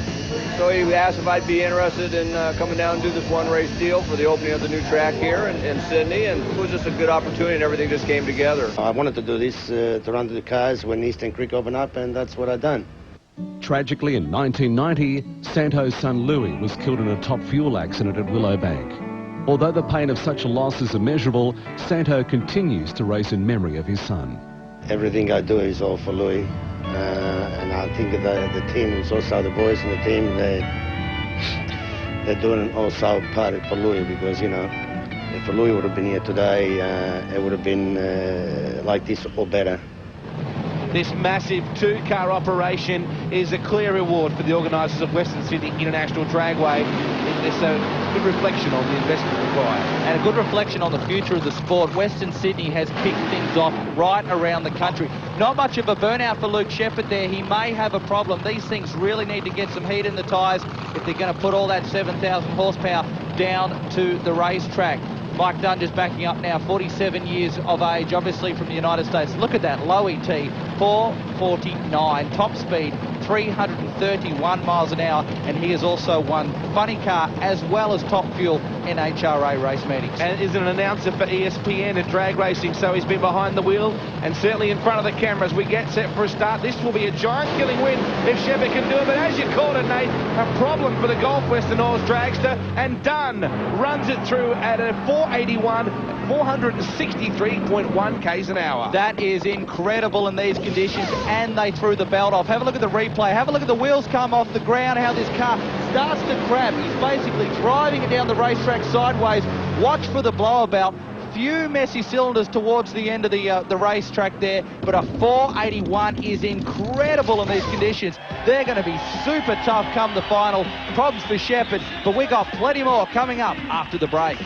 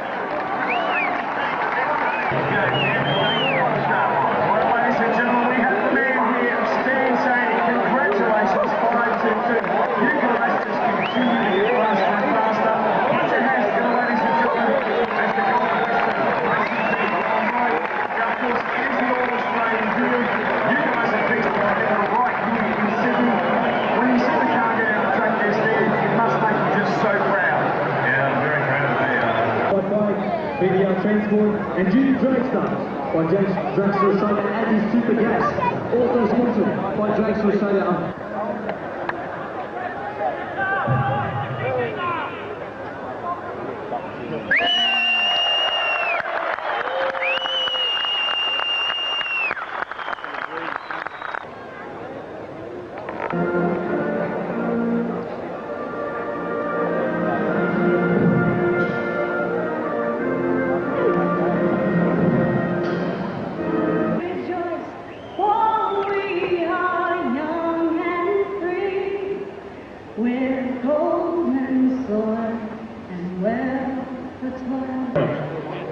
I'd like to introduce the Western Sydney International Dragway chaplain to the microphone for a short prayer for the safety of all.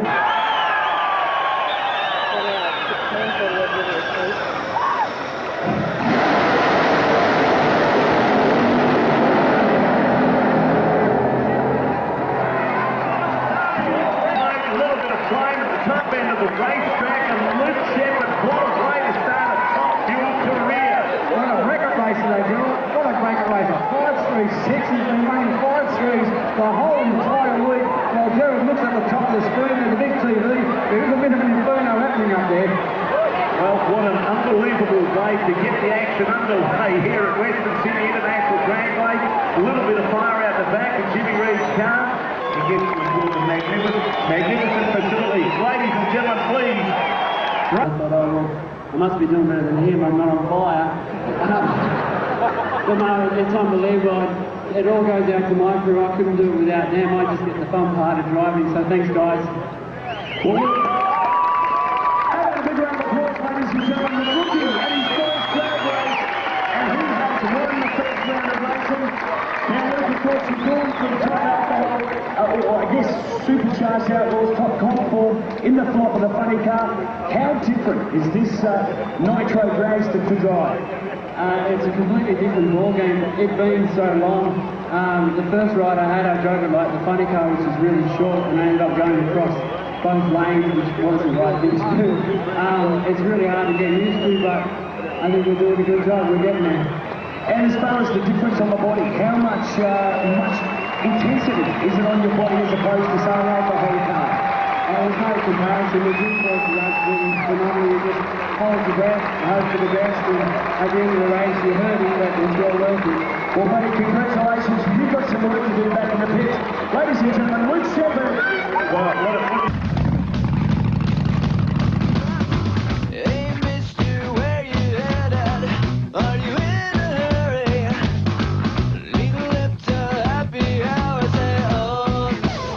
The safety record of drag racing is enviable when you consider how many cars travel down the quarter mile every year. Now, when they're travelling at over 300 mile an hour in some cases, the only thing you have to worry about is how to stop them. Parachutes are the key, and they're mandatory if drag cars travel over 140 mile per hour. To explain it a little more, let's talk to the man of the moment with his top fueler, Luke Shepherd. You're 20-year-old. How do you depress these things, mate? Basically, there's a lever between the driver's legs. When you pull that lever, it will pull out these pins here. Basically, you need to pull it right on the finish line. If you're a little bit late, you don't know what can happen. It has a large spring inside, which also helps to just push it away from the wing and the wheelie bar, which is most important. Apart from that, it's brakes. Now, some drivers prefer to pack their own chutes to make sure they come out. Luke, do you pack yours? Definitely. If they don't come out, I've only got myself to blame, and it really only takes about 5 to 10 minutes to pack.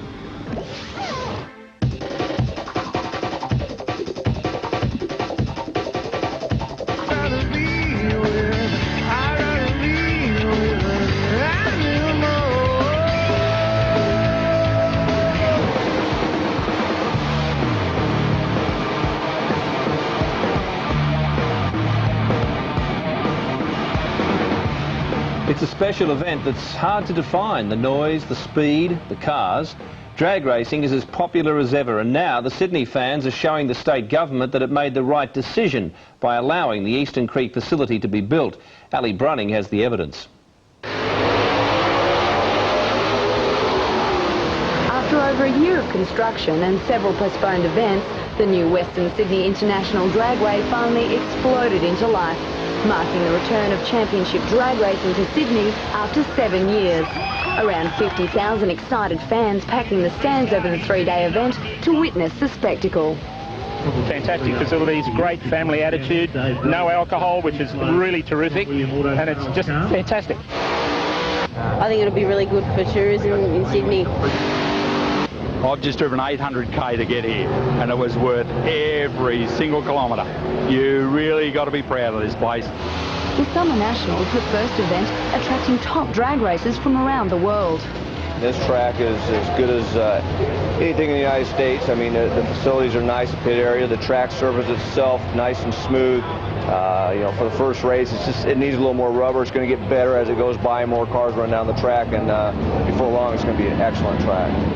It was modelled on a track in Chicago in the USA, but I think that they've done a better job than those there. The 7,000 horsepower top fuel dragsters, the fastest racing cars on Earth, testing out the new track at a blistering 500 kilometres per hour. Right next to Sydney's Eastern Creek, the site once used for drag racing until rule changes in 1997, the new 70-hectare, $24 million dragway boasts international standard facilities. The paddock caters for a staggering 470 competitors, ready to pound down the quarter-mile track with a 700-metre braking area and 120-metre gravel trap. The state-of-the-art race control monitoring the action. The stands and hills can seat up to 24,000 spectators with uninterrupted views of the track. And there's over 30 cushy corporate suites.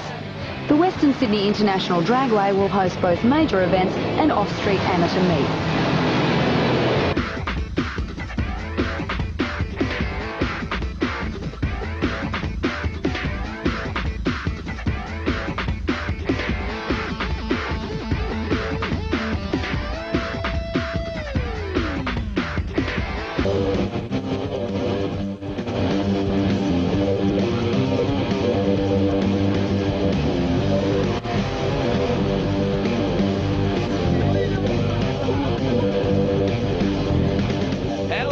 And welcome to Western Sydney International Dragway. Another great crowd in the house. Slammers are up in just a few moments. Nathan Prendergast, whoever's in the pitch, talking mumbo.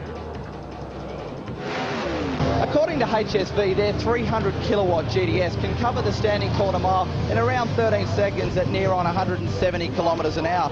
Imagine then how much horsepower you need to push a 1,700 kilogram door slammer down the quarter mile in 6 seconds at near on 400 kilometres an hour. The answer, 3,500 horsepower or 2,600 kilowatts.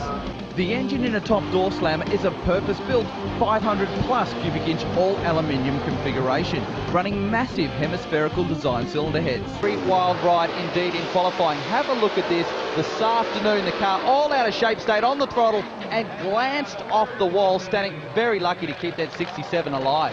What's ironic about this, Nathan, is he drills the wall in almost exactly the same spot that Grant O'Rourke did at the track opener. And this is what ended up happening. Pretty well the same deal, just drills the wall here. And as you remember, O'Rourke ended up lending his motors to Stanek to complete the rest of the weekend. A job worth doing is worth doing well. So to compete in two of Australia's toughest drag racing categories and to be leading the championship in both is certainly a job well done for Brett Stevens. Brett Stevens has been one of the form runners in top fuel motorcycles. I went to the States about 13 years ago. I met a guy called Jim McClure. I actually saw him race here in Australia. Hooked up with him over there, went to a couple of race meetings and got the bug. Yeah, you know, the Nitro Harley thing, that was the first bike or drag vehicle I ever put down a drag strip. It was in Benaraby up near Gladstone, and it was an awesome ride too. Smoked the tyre from the start line to the finish line, but it was just one of those experiences I just couldn't wait to do it again. It hasn't all been smooth sailing for the Queensland racer, who experienced many a tough day at the office. Yeah, I've had a couple of major explosions, put a couple of cylinder heads a long way into outer space, and I fell off at 300 kilometres an hour in Adelaide as well. That smashed me up pretty good. We got back on the bike after 3 months, you know, broke my shoulder and hurt my neck pretty bad, and a couple of broken ribs and fingers and stuff. But got back on there and I said to my dad, who's my crew guy on the bike, I said, we'll just do a shakedown pass on this one, Dad, see how I feel and see how the bike is. And after a total rebuild on the bike, the throttles jammed on at half track and I went screaming down in the grass at Willowbank, and the fire crew come up to me because all the brakes were glowing red, and, you know, I finally got it shut down, and I was laughing. They said, "You're crazy." I said, "Mate, if I don't laugh, I'm going to start crying." The Jack Daniels outfit is one of only 2 teams that compete in 2 Group 1 categories. Now, also in attendance, that's Sandra Bullock. And watching Scott Coletta's run, you saw the reaction as the car hit, and Parker had a chance to talk to her. Sandra Bullock's in the house, guest of Coletta Racing. Your first exposure to NHRA. What do you think about this kind of horsepower? It's pretty great. Pretty great. Does it compare to a kiss with a leading man? What was that? Does it compare to a kiss with a leading man? Not what it's been cracked up to be. Those kisses are never as good as they look. Top Fuel returns to Sydney May 15 and 16 for the 2004 Snap-on Nitro Champ. Catch the 7,000 horsepower flame-throwing monsters as they attack the track at over 500 kilometres an hour. The Nitro nonsense continues on 2 wheels with a wild net of top bike plus top alcohol, wild burnouts and a blast from the past. The fastest accelerating vehicles on the planet. Top Fuel dragsters from 5 p.m. Saturday and noon Sunday. Western Sydney International Dragway May 15 and 16. For details, log on to www.wsid.com.au and come along for the fastest ride of your life. Oh, okay. Here we are. It's that time of the week again. Yes! Yes, we love it. Yeah, well, it's time, and this is pretty exciting today, fellas. We're in the Western Sydney Speedway. What are we doing here? We're doing something with grunt power and speed. Hang on, before we go, that's one thing, we're 1 man short. Matty is not here. Where's he gone? He's having his hair done. Okay, yeah. Okay, Dan, let's get the Dan report. Can we do this one dude down? Yes, sure we can. Let's sure go. We can. Sure we can. Break the tank.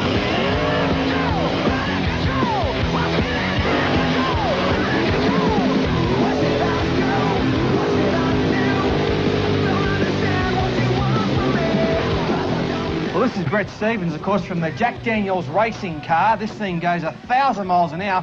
We're doing burn-offs today, is that right? Burnouts, Burnouts, yeah. Is it dangerous? Oh, no, only if you're the passenger.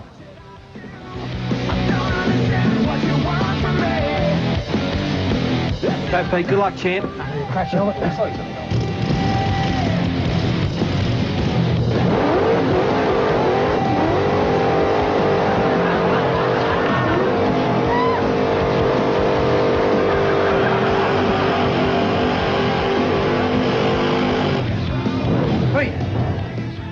How was that? I think the last one got him. Mate, my legs are shaking. Good luck, Chief. Thanks very much, mate. You're next, mate.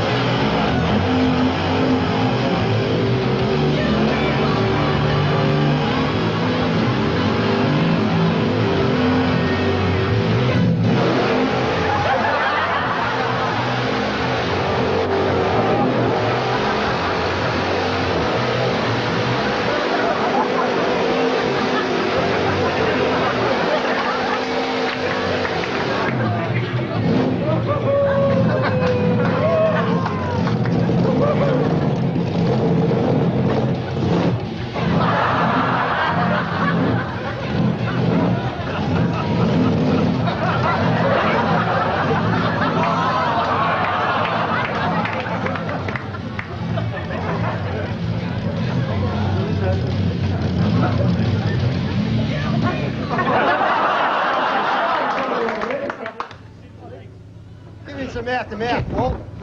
Give me another car. I thought there was actually something wrong with the engine, but it was you screaming. No,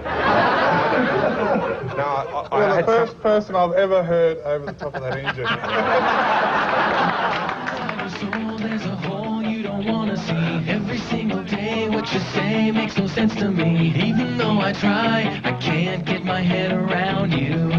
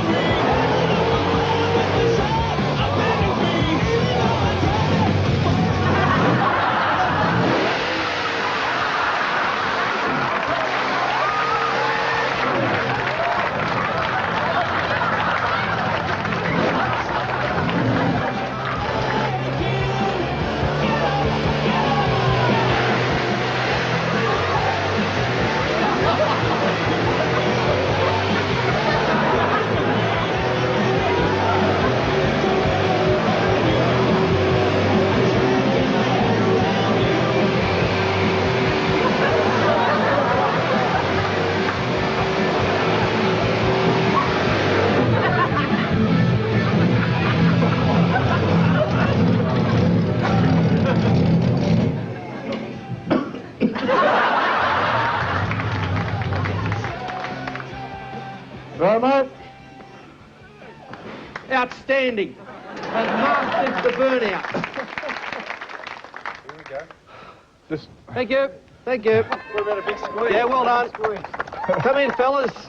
Loves an audience. Outstanding.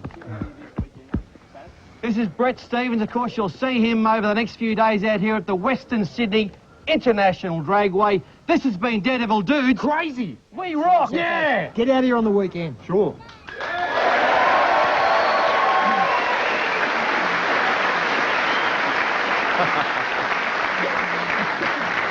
Mate, fair dinkum. What's going on? Mate, what about the smoke, though? Everything we do, you're just like that clown at the Easter show. I was trying to keep it closed, but it just couldn't. Do you do everything with your mouth, haven't you? No, I don't do it, mate. I started off like this, but it just got bigger. But I was blowing smoke rings and I was driving home 2 hours later. It was... And out of your mouth, too. Yeah, out of my mouth, too. 2,000 horsepower. 2,500. 2,500. And what about the noise? Hey, what about your reaction? What, handle it pretty well? Outstanding. I want to have a look. What are you doing? That's fear on a face. I'm hanging on. That's what I'm doing. I'm hanging on.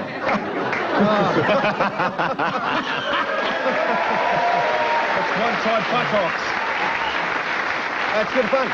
And that bloke, Brett Stevens, he does that for a living. No wonder his hair's white. But he's a good man and makes you... Route 66 Raceway is the NHRA's record-setting surface, and last night proved it again as